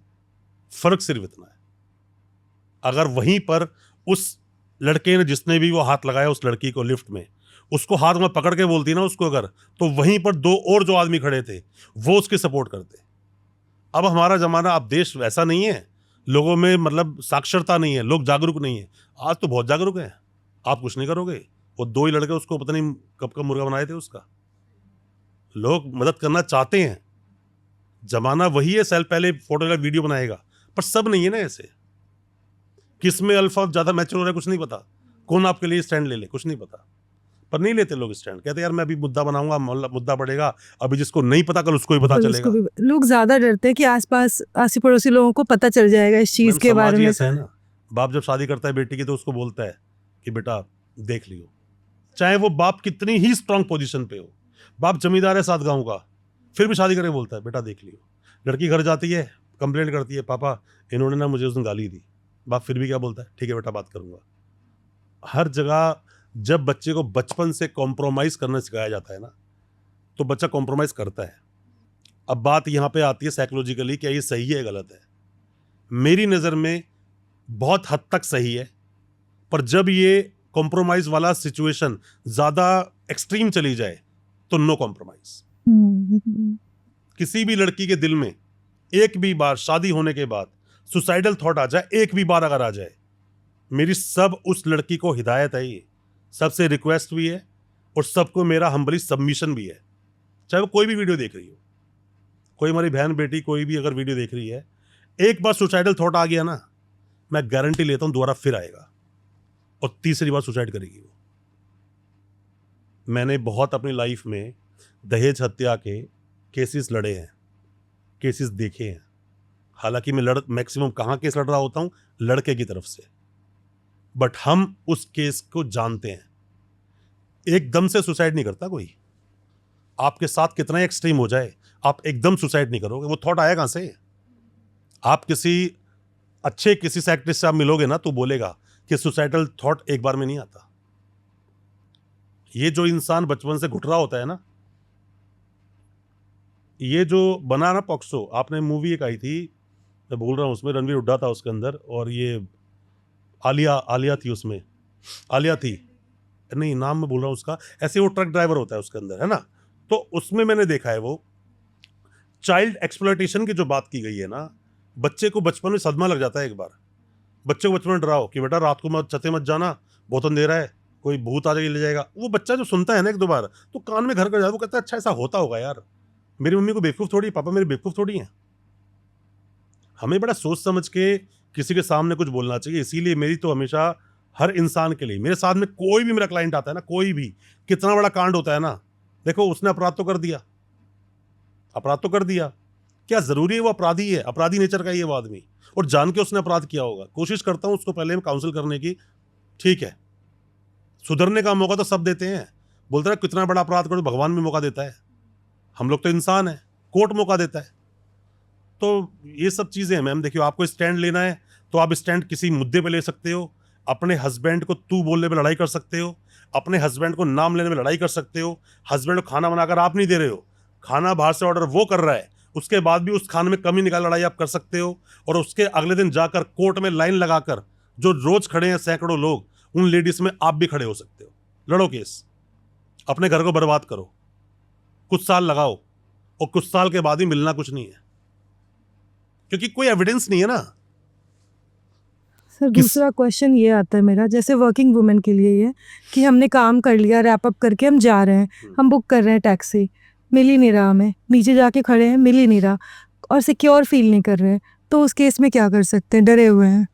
अभी देखो मैम, आप ऑफिस में हो, ठीक है, हम जहां होते हैं ना उसका रिस्पॉन्सिबल वही होता है। अपने घर में हो ना तो उसके रिस्पॉन्सिबल कौन, आप और आपके परिवार वाले। ऑफिस में हो ना तो ऑफिस की सिक्योरिटी कौन देखेगा, ऑफिस का बॉस देखेगा, ऑफिस का मैनेजमेंट देखेगा। यहां पर तो गवर्नमेंट आपके लिए लायबल नहीं है। पर यहीं से मान लीजिए बाहर निकल जाओ, आप लेट तक काम कर रहे थे, गवर्नमेंट खुद बोलती है अगर आप फीमेल से रात को लेट तक काम करवा रहे तो उनको फैसिलिटी दोगे आप पिक एंड ड्रॉप की, गवर्नमेंट बोलती है ये बात। अब मान लीजिए आप निकले हो यहाँ से, रात को 12:30 बज गए, आप निकले वही घर, बहुत सारी लड़कियां मजबूरी में काम कर रही हैं, वो कहती हैं यार मुझे घर चलाना है, मेरा हस्बैंड कैपेबल नहीं है, या फिर मैं डिवोर्स का केस चल रहा है, वो कैपेबल नहीं है, मुझे काम करना पड़ेगा, वो करते हैं अपनी मजबूरी में। 12:30 बजे आप जा रहे हो, आपने देखा कुछ है ही नहीं दूर दूर तक, ऑटो भी नहीं, रिक्शा भी नहीं, मेट्रो बंद हो गई, फ़ोन कर रही हूँ तो मेरा फ़ोन सपोर्ट नहीं कर रहा है चीज़ों को, मैं कैसे करूँ, कैसे पहुँचूंगी, कुछ मिसहैपनिंग हो गई तो इमीडिएटली 112 नंबर पे कॉल करो पुलिस को। मैं बता रहा हूँ आपको, इमीडिएटली कॉल करो और बोलो कि मैं यहाँ से जा रही हूँ और यहाँ पर दूर दूर तक कुछ नहीं है, रास्ता सही नहीं है, मैं इनसिक्योर हूँ और मेरे साथ कुछ मिसहैपनिंग भी हो सकती है, तो क्या आप मेरी इसमें कुछ मदद कर सकते हैं, या फिर मुझे क्या आप जहाँ से कन्विंस मिलेगा वहाँ तक ड्रॉप करवा सकते हैं। पुलिस मदद करेगी। अब यहाँ पे कोई अगर बात बोले ना, पुलिस कोई पिक एंड ड्रॉप सर्विस थोड़ी दे रही है, नहीं, पुलिस का काम है कानून की व्यवस्था बनाए रखना। आप जिम्मेदारी हो उस पुलिस वाले की, उस एरिए में जो थाना लगता होगा ना उसकी जिम्मेदारी हो आप। हम यहाँ पॉडकास्ट कर रहे हैं ना, अगर यहाँ बॉम्ब ब्लास्ट हो जाए तो पहले लोकल थाने की पुलिस आती है और उनसे सवाल पूछता है ऊपर उनका बॉस, क्या हुआ भाई, कैसे हुआ। तो इसीलिए अब वो कोई भी पुलिस वाला अपने एरिया में अपराध नहीं होने देगा। इसीलिए आप थाने बोलते हैं, मैं थाने गई थी, आपने सवाल पूछा था, थाने जाते हैं एफआईआर नहीं करते। अरे भाई, हर एक थाने का एक रजिस्टर होता है, कितनी एफआईआर दर्ज हुई, एक थाने में मान ली 7 हैं, ABCD जितने भी थाने, 1 से लेकर 7 नंबर गिन लो। एक नंबर पे देखे 103 एफआईआर हुई है एक साल में, दूसरे नंबर पे टोटल 13 एफआईआर हुई हैं, तीसरे नंबर पे 200 एफआईआर, सब ऊपर है 50 से ऊपर, एक पे सिर्फ 13। अब इज्जत, ये रेपुटेशन या किसी को अच्छे सत्कार कौन से एरिया के लोग करेंगे, एक नंबर वाले को। 13 एफआईआर टोटल है, अपराधी नहीं है वहां पे। अब ये जरूरी नहीं है कि अपराध हुआ ही नहीं, वाली थी कि ये फैक्ट नहीं है, क्योंकि ये वो अगर जरूरी नहीं है कि अपराध हुआ नोट ही नहीं कर नहीं, रहे ये हैं, भी हो सकता है कि वहां के जो अपराध हुए रिपोर्ट नहीं किए गए, रिपोर्ट नहीं किए गए, ये भी हो सकता है कि रिपोर्ट तो करने आए थे, वो पुलिस वाले ने कंप्लेंट ली नहीं, भगा दिया। बट ज्यादा दिन चलता नहीं है ना मैडम, ये आज की डेट में सब लोग समझदार हैं। एक बंदा गया कि इस आदमी ने मुझे मारा, देखो चाकू मारा, और मैं तो हॉस्पिटल रह के आया, 15 दिन पुलिस वालों ने सुनवाई भी नहीं करी। सोशल मीडिया बड़ा एडवांस है, जैसे कॉल करेगा ना एक पुलिस, एक वकील साहब को, वकील साहब जी इमीडिएटली का एप्लीकेशन लगाएंगे मजिस्ट्रेट को। हर थाने का मालिक एक मजिस्ट्रेट है, मजिस्ट्रेट से पूछेंगे सर इस डेट को इस घटना पे यहाँ पर ये कांड हुआ, चाकू मारा, सब कुछ गया, इसका MLC तक हुआ, एमएलसी लेकर वो बंदा पुलिस स्टेशन भी गया, पुलिस ने एक्शन क्या किया उसके ऊपर? मैं तो कॉल भी किया था 112 नंबर पे, एक्शन क्या किया? थाने का पूरा थाना सस्पेंड हो जाएगा। थाना सस्पेंड हो हाँ गए। जी। और अगर वो बोलते हो पुलिस वाले नहीं नहीं यहाँ तो कभी आया ही नहीं, और वो कह रहा है मैं 3 बार के मुझे मार के भगा दिया इन लोगों ने, इतने में वकील साहब एक एप्लीकेशन लगाएंगे, परमवीर सिंह सैनी का जजमेंट है 2020 का, कि हर थाने के चप्पे चप्पे पर सीसीटीवी कैमरे लगे होने चाहिए। सिर्फ कैमरे ही नहीं कि रातों के नाइट विजन नहीं है, ये सब नहीं चलेगा, नाइट विजन होना चाहिए। ये नहीं कि नाइट विजन तो है पर बोला क्या पता ही नहीं, नहीं, उसमें रिकॉर्डिंग नहीं होनी चाहिए, और उसके अंदर बैकअप भी सफिशिएंट होना चाहिए कि 2 महीने पहले घटना है सर, हमारा तो बैकअप ही नहीं है। बैकअप नहीं है, घर बैठ के नौकरी करो आप, आपकी बस की पुलिस की नौकरी करना आपकी बस की नहीं है। ढंग का वकील आपको अगर मिल जाए ना मैडम, ढंग का वकील, जो वकील साहब सही से केस लड़े, अच्छी नॉलेज रखते हो और केसेस का एक्सपीरियंस हो, अब चाहे आपके साथ कुछ भी हुआ हो या आपने कुछ भी किया हो, वो उस केस की रूपरेखा बदल देंगे। तभी बोलते हैं लोग पुलिस वाले किसी से नहीं डरते पर अच्छे वकील से डरते हैं। मैम देखो, डरना ना इसको कुछ इस तरह समझो, आप बोलते हैं ना कि हर सास यही चाहती है कि सत्ता हमेशा उसके हाथ में ही हो, पर बहू अगर समझदार आ जाए ना वहां पर तो वो सत्ता छीन लेती है, और कोई नहीं चाहता। एक पुलिस वाला सोचता है कि मैं सब इंस्पेक्टर हूं भाई, मैं तो दरोगा बोलते हैं ना इसको, गाँव दरोगा बोलते हैं कि मैं दरोगा हूं यहाँ पर। अरे किस बात का दरोगा है तू? तूने अपनी जिंदगी कितने केस हैंडल किए होंगे भाई? 10, 15, 20, 50, 100, इतने तो एक महीने में कर लेते हैं हम, वकील हैं हम, इतने केस एक महीने निपटा देते हैं हम लोग। तुम्हारे पास केस लिमिटेड आते होंगे, कौन से आते होंगे? 307 का आ गया, मर्डर का आ गया, मारपीट का आ गया, रेप का आ गया, पॉक्सो का आ गया, एनडीपीएस भी ले लो, एनडीपीएस का आ गया। आपके पास पूरे पूरे महीने में घूमते फिरते एक केस ऐसा आता होगा, हम रोज उसी में जी रहे हैं, हमारी जिंदगी वही है, खाना पीना उठना बैठना चलना सोना सब कुछ हमारे दिमाग में पूरे दिन धाराएं चलती रहती हैं। तो पुलिस वाला डरता वकील से नहीं है, डरता इस काले कोट से है। ये काला कोट जिसने भी पहना है ना, और जो वकील है, काला कोट तो कोई पहन सकता है ना, कोई ये हमारी जागीर थोड़ी कि हम ही पहनेंगे, नहीं, काला कोट कोई पहन सकता है, वो एक तरह ड्रेस होगी। जब यूनिफॉर्म की बात आती है तो काले कोट से डर लगता है सामने वाले को, क्योंकि अब वो सवाल पूछेगा। और पुलिस वाला या वो पुलिस स्टेशन में हर वो काम करने वाला चाहे किसी भी रैंक का हो, वो जनता का नौकर है, जनता उसकी नौकर नहीं है। एसएचओ साहब अभी सो रहे हैं, मिलेंगे शाम को। एसएचओ साहब अभी लंच कर रहे हैं, एसएचओ साहब अभी ब्रेकफास्ट कर रहे हैं, एसएचओ के साहब की फैमिली से कोई आया है, आप 3 घंटा वेट करो। ये सब नहीं चलेगा, ये सब नहीं चलेगा, सुननी पड़ेगी बात। चाहे वो एसएचओ हो, चाहे वो एसीपी हो, चाहे वो डीसीपी हो, किसी भी रैंक का आदमी हो, एक आदमी अपनी समस्या को लेकर पुलिस स्टेशन गया, आपको सुननी पड़ेगी वो समस्या। और अगर आपने बिना समस्या को सुने उसको भेज दिया, मामला बड़ा हो गया, और वो किसी अच्छे पुलिस मतलब अच्छे किसी वकील साहब के पास वो पहुंच गया, वही आदमी जो दरोगा साहब बैठकर, एसएचओ साहब बैठकर अभी चाय पानी कर रहे थे ना, अब वो घर पे ही करेंगे बैठ के, अब वो थाने नहीं आ पाएंगे। कई बार आपने देखा होगा कुछ गलत हुआ क्लाइंट के साथ में और वकील गया, वकील को उन्होंने साथ बदतमीजी की, जब वकील सब इकट्ठे होके पहुंचे तो एसएचओ गायब, थाने गायब, सब भाग गए वो थाना छोड़कर। क्यों भाग रहे हो भाई? आप तो दरोगा हो, आप तो एसएचओ हो, भाग क्यों रहे हो? करते हैं ना बातचीत बैठ के आराम से। हमारी ड्यूटी क्या, हम देख लेंगे, तुम्हारी ड्यूटी क्या, तुम देख लेना, प्रॉब्लम क्या है? मेरा मानना मैडम देखो ऐसा होता है कि अगर हर इंसान अपना काम पूरी जिम्मेदारी से करे ना, तो कभी भी काम की पेंडेंसी नहीं होगी। ये जीवन जो है ना, ये दुनिया चल रही है, हर इंसान को एक नौकरी दी गई है। पुलिसिंग अलग है, हम एडवोकेट्स अलग हैं, इन्वेस्टिगेटिंग एजेंसी बहुत बड़ी बड़ी एनआईए, नेशनल इन्वेस्टिगेटिंग एजेंसी, वो अलग है, अलग लेवल पे इन्वेस्टिगेशन कर रही है, सीबीआई अलग लेवल से कर रही है, सीआईए अलग लेवल से कर रही है। सबका अपना अपना काम है ना, तो अपना काम पूरी ईमानदारी से करते क्यों नहीं हो? सर वही तो करप्शन आता है ना, हर कोई अपना काम करता ही नहीं ईमानदारी से, सारी मैम- जगह करप्शन ही तो आता है। मैम देखो, करप्शन इसलिए आता है, मैं बताता हूँ आपको, हम ना ह्यूमन बीइंग हैं, इंसानी फितरत है लालच, और लालच का कोई अंत नहीं, लालच फितरत है। ये हर इंसान पैसे के लिए काम करता है।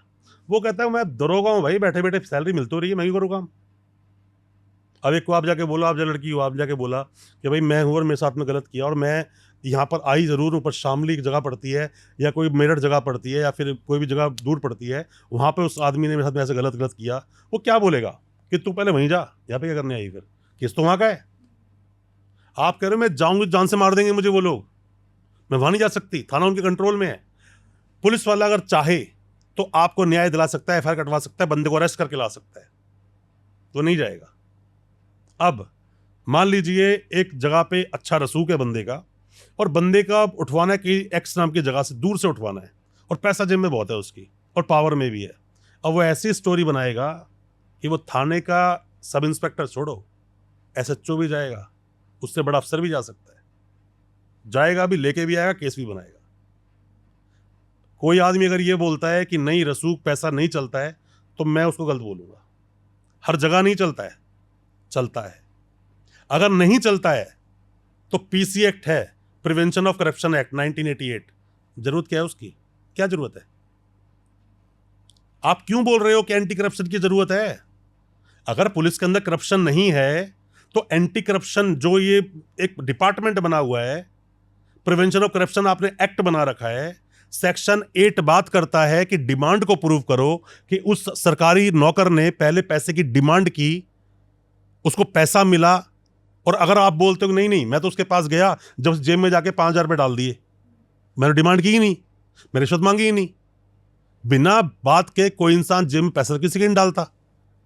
सेक्शन 13 का क्लॉज 1 का ए पार्ट में कंप्लेंट होती है प्रिवेंशन ऑफ करप्शन एक्ट के अंदर, सेक्शन 7 भी यही बात बोलता है, आप कंप्लेंट तो करो। मैडम पता है कई बार तो हम उनको समझा रहे होते हैं जो नींद से उठना ही नहीं चाहता। तो कंप्लेन अगर करें तो फिर वहाँ पे वो एविडेंस मांगेंगे ना, तो एविडेंस कहाँ से लेके आएंगे? यही मैं फिर बोल रहा हूं, सब एक्ट अलग है ना, तो हर एक्ट पे काम करे तरीका अलग है। पॉक्सो में एविडेंस लड़की को नहीं देना, एनडीपीएस में एविडेंस कौन देगा, जिसको अरेस्ट कर लिया वो खुद प्रूफ करेगा, पुलिस ज्यादा एविडेंस नहीं देने। पॉक्सो में लड़की लड़का दोनों ही है ना, सिर्फ दोनों लड़की नहीं है ना, ऐसा नहीं है कि मतलब लड़की है तो लड़की पे केस चलेगा। अब एंटी करप्शन में एविडेंस कौन देगा, एविडेंस अब देगा वो जिनके जिस ऊपर पुलिस केस वाले पे हुआ। तुमने एक्शन किया। ठीक अब है, तू बता कि तुझे उसने रिश्वत नहीं दी।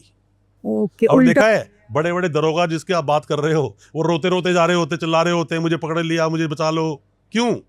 तू थाने का मालिक है, तू तो लोगों अंदर नहीं घुसने देता, तू भीगी बिल्ली बन गया 2 मिनट में जब एंटी करप्शन आई। मैं सबको बोलता हूँ जितने लोग वीडियो देख रहे हैं, अगर पुलिस वाला पैसे मांगे ना, पुलिस वाला छोड़ो, कोई भी सरकारी नौकर अगर पैसे मांगे कंप्लेंट डाल देना, सेक्शन 13 का क्लॉज 1 का ए पार्ट में कंप्लेंट जाएगी आपकी, और पुलिस वाले को प्रूव करना पड़ेगा कि मैंने डिमांड नहीं की। और आप लोगों को समझना है ना वो चीज, तो सवाल नीचे लिखना कमेंट में, और मैं बताऊंगा सेक्शन कौन सा बोलता है। फिर यहाँ बात कंप्लेंट तो पावर करो। की भी आ जाएगी कि अगर कोई छोटा आदमी है, कोई गरीब है, वो जाके केस कर रहा है, तो फिर पुलिस वाले ही केस नहीं दर्ज करेंगे सर। मैम इसमें ना एक बहुत बढ़िया मैं आपको जवाब देता हूँ, एक जवाब कई बार दिया है, पर मेरी डिमांड है बहुत सारी ना गवर्नमेंट से भी, मैं कई बार बोलता हूँ, जैसे कि पॉक्सो को पढ़ाना चाहिए स्कूल से ही। बच्चा एक 19 साल का लड़का है, 17 साल की लड़की है, दोनों का लव अफेयर हुआ, लड़की नहीं मान रही, लड़की पेरेंट्स नहीं मान रहे हैं, लड़के उल्टे 1-2 बार उसके माँ बाप ने पिटाई विटाई कर दी, लड़के लड़की घर से भाग गए, साथ रहना चाहते हैं जिंदगी में वो, पर जब भी पकड़ा जाएगा ना तो लड़का जेल जाएगा, लड़के पे केस दर्ज होगा सेक्शन 6 का, सजा भी होगी। एक ऐसा कानून, बच्चे को पता ही नहीं है उसको वो कर क्या रहा है। रोमियो जूलियट जो क्लॉज की बात कर रही है, जो आवाज उठी है इसलिए तो उठी है। अरे भाई किसी अपराध को करने के लिए इंटेंशन होती है, मोटिव होता है कि मैंने किसी को देखा, उसने बोला नहीं जी तो मैं गलत देख रहा था, अरे मेरी इंटेंशन नहीं है ऐसी। मैं कैसा एग्जांपल दूं, एक आदमी मान ले खाना है, वो किसी को देख रहा है, उसको तो आंख ही मारना नजर आएगा उसको, अरे दूसरी साइड से वो देख उसको, तो आप कैसे बोल सकते हो ऐसे? आप इंटेंशन देखो, इंटेंशन तो किसी इंसान की गलत है नहीं, सरकार कुछ कर रही है नहीं। मैंने अपने बेटे को बोला, मैं अपने बेटे को बोलता बेटा कोई बात नहीं, गाड़ी खड़ी कई सारे घर में, और बेटे को मैंने आज तक समझाया ही नहीं कि बेटा तो गाड़ी नहीं चला सकता, अभी एज पर द लॉ नहीं है। अब बेटे ने गाड़ी निकाली, सेल्फ मारा और चला हाई स्पीड में, 10-15-20 लोग उड़ा दिए, सजा किसको मिलेगी? बच्चे को नहीं, अब तो बाप को सजा मिलेगी। आपने नहीं बताया तो यहाँ अवेयरनेस। पे फिर यहाँ पे सजा सरकार को क्यों नहीं मिलती है पॉक्सो में? इन्होंने तो बताया ही नहीं किसी को भी, और इन्होंने लिख के दिया था उस पॉक्सो एक्ट में पॉक्सो कि एक्ट तो broadcasting होगी। स्कूल्स में आने चाहिए सर। वही तो डिमांड है मेरी। आप मेरे पॉडकास्ट देखो बहुत सारे, मैं डिमांड करता हूँ इस चीज के लिए, हमेशा बोलता हूँ सिलेबस में बनाओ, चैप्टर डालो, ये तो डालो। छोटे छोटे बच्चे जेल जा रहे हैं बिना बात में, क्या कसूर है उनका?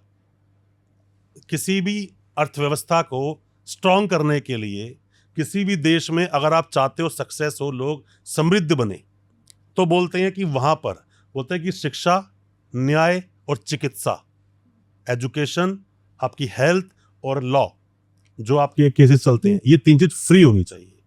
ठीक है, अपने देश में भी फ्री है।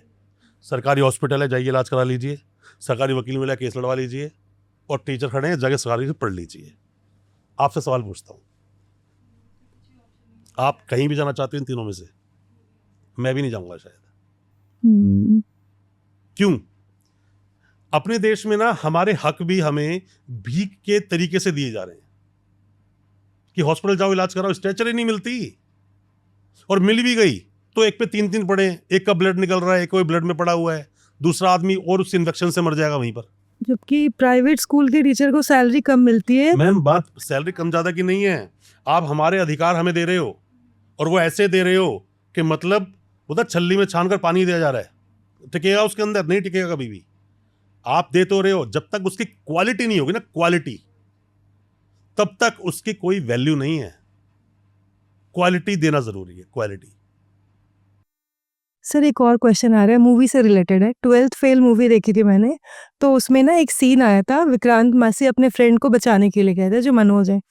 तो उन्होंने ना पुलिस वाले ने उनको जेल में बंद कर दिया था, उनके फ्रेंड को। विक्रांत मैसी आए और बहुत सारे एक्ट और लॉज बता के उनको छुड़ा के लेके चले गए। तो क्या ये रियल लाइफ में प्रैक्टिकल है? मतलब ऐसा होता है अगर एक बार कोई जेल चला गया, कोई आए और छुड़ा के लेके चला गया बिना वकील के? पीके मूवी देखी आपने? पीके, हाँ देखिए। वो बोलता ना, अच्छा हमको सिखा रिया है। सेम, आप जाना कहीं पुलिस स्टेशन में और उन्हें कानून समझाना, वहाँ 2 फीमेल पुलिस वाली आएगी, वो आपको कानून समझाएगी। होता क्या है, अब आप समझिए डिफरेंस कहाँ पर है। आप देखो, पहली बात तो ना, मैं फिर बोल रहा हूँ, आपको ना पहले उस चीज के बारे में नॉलेज होनी चाहिए। नॉलेज अगर नहीं है ना, तो आप अधूरा ज्ञान बांट रहे हो, जबकि जितनी बात पता है उतनी बोलो। देश का कानून ये बोलता है, परमवीर सिंह सैनी के जजमेंट को रट्टा मार लो, लिख लो इसको कहीं पर, 2020 का जजमेंट है कि पुलिस स्टेशन के चप्पे चप्पे पर सीसीटीवी कैमरे लगे होंगे। आप थाने जाना, आपके भाई को अरेस्ट कर रखा है और किसी भाई ने जाए किसी को चाकू को मार दिया, भाग गया, आप जाना, अगर आप फीमेल हो, लड़की हो, जाना उसे बोलना कि मेरे भाई ने कौन सा अपराध किया, ऐसे जो आप इसको उठा के ले मार रहे हो, आप इसको, क्या इसका पूरे अपराध में कहीं पर भी नाम है? आप इसको उठाकर कैसे लेकर आए? और बोलना उसको कि यहाँ कैमरा लगा, इसमें रिकॉर्डिंग हो रही होगी। मैंने वीडियो देखी थी वीरेंद्र वर्मा सर की, उन्होंने बोला परमवीर सिंह सैनी का जजमेंट है, मैं इसकी वीडियो मांगूंगी कोर्ट के अंदर जाकर। इमीडिएटली छोड़ेगा, कहेगा लेके जाओ फटाफट से इसको। अब बोलो तो, उस आदमी ने उसको उठाया, पुलिस वाले उठाकर लाए, थाने में रखा, मारा पीटा, कुछ भी किया, आर्टिकल 21 का वायलेशन किया, नहीं उठा सकती पुलिस। उसने मुझे किडनैप किया है, उसको किडनैप बोलते हैं। पुलिस घर आई और उठा के लेके चली गई, ये लॉ के अगेंस्ट है। अगेंस्ट है। आप मेरे घर पे आओ, घर पे आए, अपराध किया है ना, अरेस्ट कर लो। अरेस्ट वहीं करोगे ना, यहाँ से उठाया आपने, ये थोड़ी उठाया यहाँ से लेके घूम रहे हो, 2-4-5 घंटे तफरी कर रहे हो, 4 घंटे बाद बैठे हो आराम से कहीं पे गप्पे पे मार रहे हो, फिर आपका चला आती रही एफआईआर काटते हैं बाजा। ये क्या मतलब है यार? जहां पुलिस ने पकड़ा, अरेस्ट किया, अरेस्ट मेमो वहीं बनेगा, थाने बैठकर कार्रवाई नहीं होगी, कानून ये बोलता है। मतलब घर अगर अरेस्ट कर रहे हैं तो वहीं पे अरेस्ट मेमो बनाएंगे। जहां घर की बात है ही नहीं है, मैं क्लब में हूं, क्लब में अरेस्ट किया कुछ भी मुझे करते हुए, अब वहां पे बहुत पास से पुलिस स्टेशन है, पुलिस स्टेशन ले गई, समझ आता है, चलो पुलिस ने उठाया, अब गाड़ी में घुमा रहे हैं बहुत देर तक, यहाँ जा रहे हैं वहाँ जा रहे हैं, 5-7 घंटे बीत गए, सुबह हो गई, अब सुबह बैठ के अरेस्ट मेमो बना रहे हैं। आप जितने मर्जी केस को उठा लेना मैडम, 80% केस में क्या होता है, हर बंदा ये बात बोलता है, सर मुझे रात को उठाया था घर से, रात कितने बजे उठाया था? रात को 8 बजे, अरेस्ट सर सुबह दिखाई 6 बजे। क्यों? क्या करती है पुलिस आदमी का तब तक घुमाते घुमाते? सर मेरे से 8-10 पेज ब्लैंक पे साइन करवा लिए, क्या करेगी पुलिस उन ब्लैंक पेपर्स का? पुलिस सामने दी गई स्टेटमेंट वैलिड तो ऐसी भी नहीं है, करना क्या है उसका? पर खाना पूर्ति तो करनी है।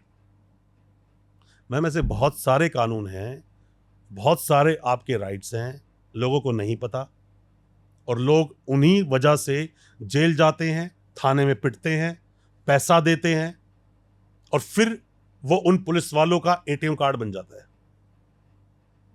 पुलिस वाला कहीं घूम रहा है, वो बंदा मिल गया, रुक रुक रुक रुक रुक, कहाँ से आ रहा है? सर यहाँ से, थाने चल। अरे सर देख लो सर, कुछ हो सकता है तो। जब एक इंसान जब बोलता ना, मैंने थोड़ी पहले आपको समझाया था कि आपकी शादी होगी, डोमेस्टिक वायलेंस शुरू होता है। जब एक थप्पड़ मारा था ना किसी ने आपको, उसी वक्त अगर आपने आवाज़ नहीं उठाई, दूसरा पड़ेगा, ज़रूर पड़ेगा। आज नहीं, कुछ वक्त के बाद पड़ेगा। पड़ोसी ने अगर गाली दी और आपने उसका जवाब नहीं दिया, और दूसरी बार फिर वो हरकत करेगा। स्ट्रांग बनना पड़ेगा, अपने मैडम लॉज देखिए, का ऐसा जानना होता है, पड़ेगा। दम तो बात में तो तभी इस चीज का रीजन मिलेगा। गली के किसी एक नए नए आके लड़के ने गली बदमाशी की और दूसरा बंदा घर से निकला तो पकड़ कर और ढंग से सूता उसको पकड़ के वहां पर, और दोबारा हरकतें नहीं करेगा, और गली वाले इकट्ठे हो जाएं, वो वहां नहीं करेगा हरकत। और नहीं करी तो वो सोचेगा गली तो मेरे बाप की जागीर है, अब तो सब कुछ करूंगा। सोसाइटी होती, सोसाइटी में कोई एक आंटी कुत्ता घुमा रही होती है, सब गाली बकती जाती है, कोई आगे बोलता है उसको गाली बक देती है, अरे उसको बाहर निकालो वहां से। आप कुत्ता घुमा मना कौन कर रहा है? पर लड़ाई करने का मतलब क्या है? आप किसी को गलत वर्ड नहीं बोल सकते ना, जितनी रेपुटेशन आपकी उतनी ज्यादा तो मेरी है। मेरी है, सही। तो सर अभी तक जो हमने बातें करी ना, हर जगह पुलिस गलत थे, तो क्या हर जगह सच में पुलिस गलत ही होते हैं? मैं देखिए हर जगह ना, मैंने पुलिस को गलत नहीं बोला, क्योंकि हमेशा हर इंसान एक जैसा नहीं हो सकता। हम किसी को बोले कि जहर का मतलब सिर्फ मारना ही होता है, मेरा दवाई में भी यूज़ होता है। शुगर का मतलब सिर्फ ये आप शुगर ही कर दे, जरूरी तो नहीं है। शुगर से आपकी बीपी अपना लो और डाउन भी कर सकते हो। अब बात सारी क्या होती है कि मान लीजिए कि पुलिस वाला अगर गलत होगा, तो रात को जब आप जा रहे थे ना रोड से, तो आपने 112 नंबर पे कॉल किया, पुलिस वाले आए आपको छोड़कर आए, उनकी ड्यूटी है। आप ये भी मत भूलो, घर में आप दिवाली बनाते हो तो पुलिस वाले ड्यूटी कर रहे होते हैं। होली पे लोग बियर पी के, शराब पी के हुड़दंग उतारते हैं और वो पुलिस वाले ड्यूटी कर रहे होते हैं, है ना, उनका भी तो परिवार है ना। बात क्या होती है कि जब भी एक वकील और एक पुलिस वाला जब कोर्ट में होते हैं ना, अंदर कोर्ट का माहौल बड़ा गर्म होता है, और बाहर निकलने के बाद जरा उनसे बात करो, दोनों हाथ मिलाते हैं, बात करते हैं, चाय पीते हैं, क्यों? वो देखिए मैम, एक बात समझिए, हम जितने भी लोग धरती पे है ना, हम सबके सब एक ड्रामा के ना कुछ किरदार हैं हम। कोई सोचे मैं तो जिंदगी जी रहा हूं, ऐसा कुछ नहीं है। कोर्ट भी किरदारों से घिरा हुआ है। मेरा किरदार अलग है, उस आईओ किरदार अलग है, जज का किरदार अलग है, पीपी का अलग है, सुनने वाले का अलग है। इन सबकी ऑडियंस बस एक होता है, वो होता है वो क्लाइंट जिसके ऊपर केस चल रहा है। वो डिसाइड करेगा मूवी अच्छी थी या खराब थी, और कोई डिसाइड नहीं कर सकता। पुलिस वाले गलत नहीं होते।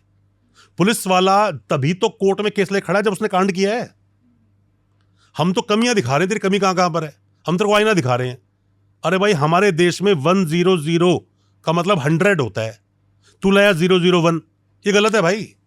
हम तो ये बोल रहे हैं, कानून जो बोलता है कानून को समझ। कानून ये बोलता है कि 24 घंटे के अंदर अंदर कोर्ट के सामने पेश करो और ग्राउंड्स ऑफ अरेस्ट देने पड़ेंगे। अब तूने क्या करा, तूने अरेस्ट तो कर लिया बंदे को, तू लेके आ रहा है कब, टोटल जब काउंट करे तो 32 घंटे हो चुके हैं।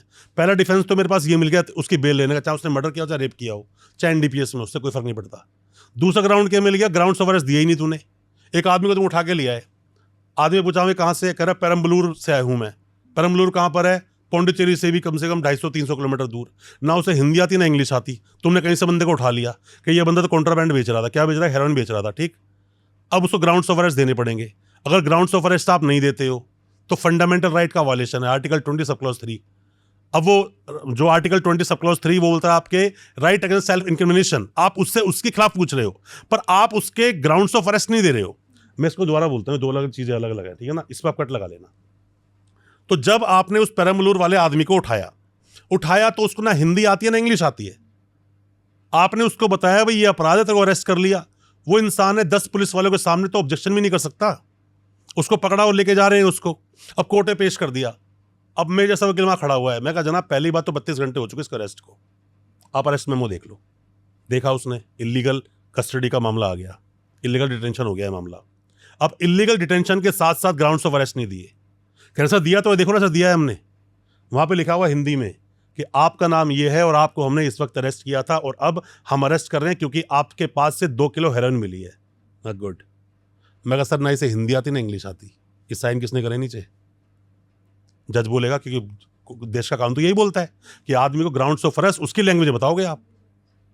तो अब यहां पर सब कुछ ठीक है ना, कांड किया है ना, अपराध किया है, सब कुछ किया है ना, पर मैं उसको ले आऊंगा यहां क्वेश्चन ऑफ लॉ पे बेल करा के। तो यहां पर क्या मैं गलत हूं या पुलिस गलत?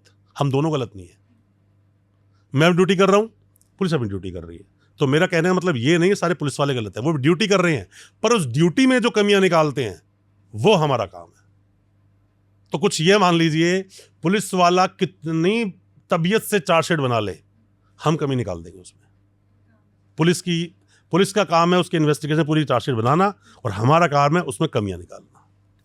तो अभी ना हमें खुद को प्रोटेक्ट करने के लिए, अवेयर रखने के लिए कौन से टॉप 3 या 4 लॉज जानने चाहिए हमें, जो हर मैम, एक देखिए, लॉस इंसान तो को बहुत जानना सारे चाहिए? हैं, बट मैं इतना ये बोलूंगा अपने देश के पूरे कानून का जो जेस्ट है ना, जो रीढ़ की हड्डी है ना, वो है कॉन्स्टिट्यूशन ऑफ इंडिया। हर एक पॉलिटिशियन उसी पर मुद्दा उठा रहा है, संविधान खतरे में है, संविधान खतरे में है। संविधान के शायद सारे सेक्शन, सारे जो आर्टिकल्स उनको पता भी नहीं होंगे। अब ये आर्टिकल्स में ना मैम, आपको ना पूरे इसको जानने के लिए ना 4-5 आर्टिकल बोलता हूं, उनको समझ लो, आप देश का कानून समझ जाओगे। आर्टिकल 19 को डिटेल में पढ़ो, आर्टिकल 14 को डिटेल में पढ़ो, आर्टिकल 21 को डिटेल में पढ़ो। जब आप ये 3 चीज पढ़ लोगे ना, हालांकि इसमें और भी बहुत सारे आपके फंडामेंटल राइट्स हैं, जैसे कि हर इंसान को आज़ादी अपने धर्म का, कि धर्मनिरपेक्ष अपना देश है ना, तो आप अगर सिख धर्म से आते हो, कृपाण रख सकते हो। मैं पंडित हूँ, अगर मान लो पंडित हूँ तो मैं अपनी चुटिया रखता हूँ ना, बोधी रखता हूँ अपने यहाँ पर, तो मैं तो अपने उसी में रहूँगा। आप मुसलमान हो, अपना मुसलमानी धर्म निभा सकते हो। तो जो उस धर्म में है वो चीज़ें आप कर सकते हो। हमारे धर्म में यज्ञ है तो मैं यज्ञ करूँगा। उनके धर्म में अगर बकरा काटना है तो वो काटेंगे। उसके धर्म की जो असली में जो पावर है ना, हमारे देश के कॉन्स्टिट्यूशन ऑफ इंडिया की, वो यही है। सरदार जी को अगर कृपाण रखने का दिया है अधिकार तो रखेंगे। आप चाकू लेके घूम के देखो, ऐसे आपको रोक देंगे।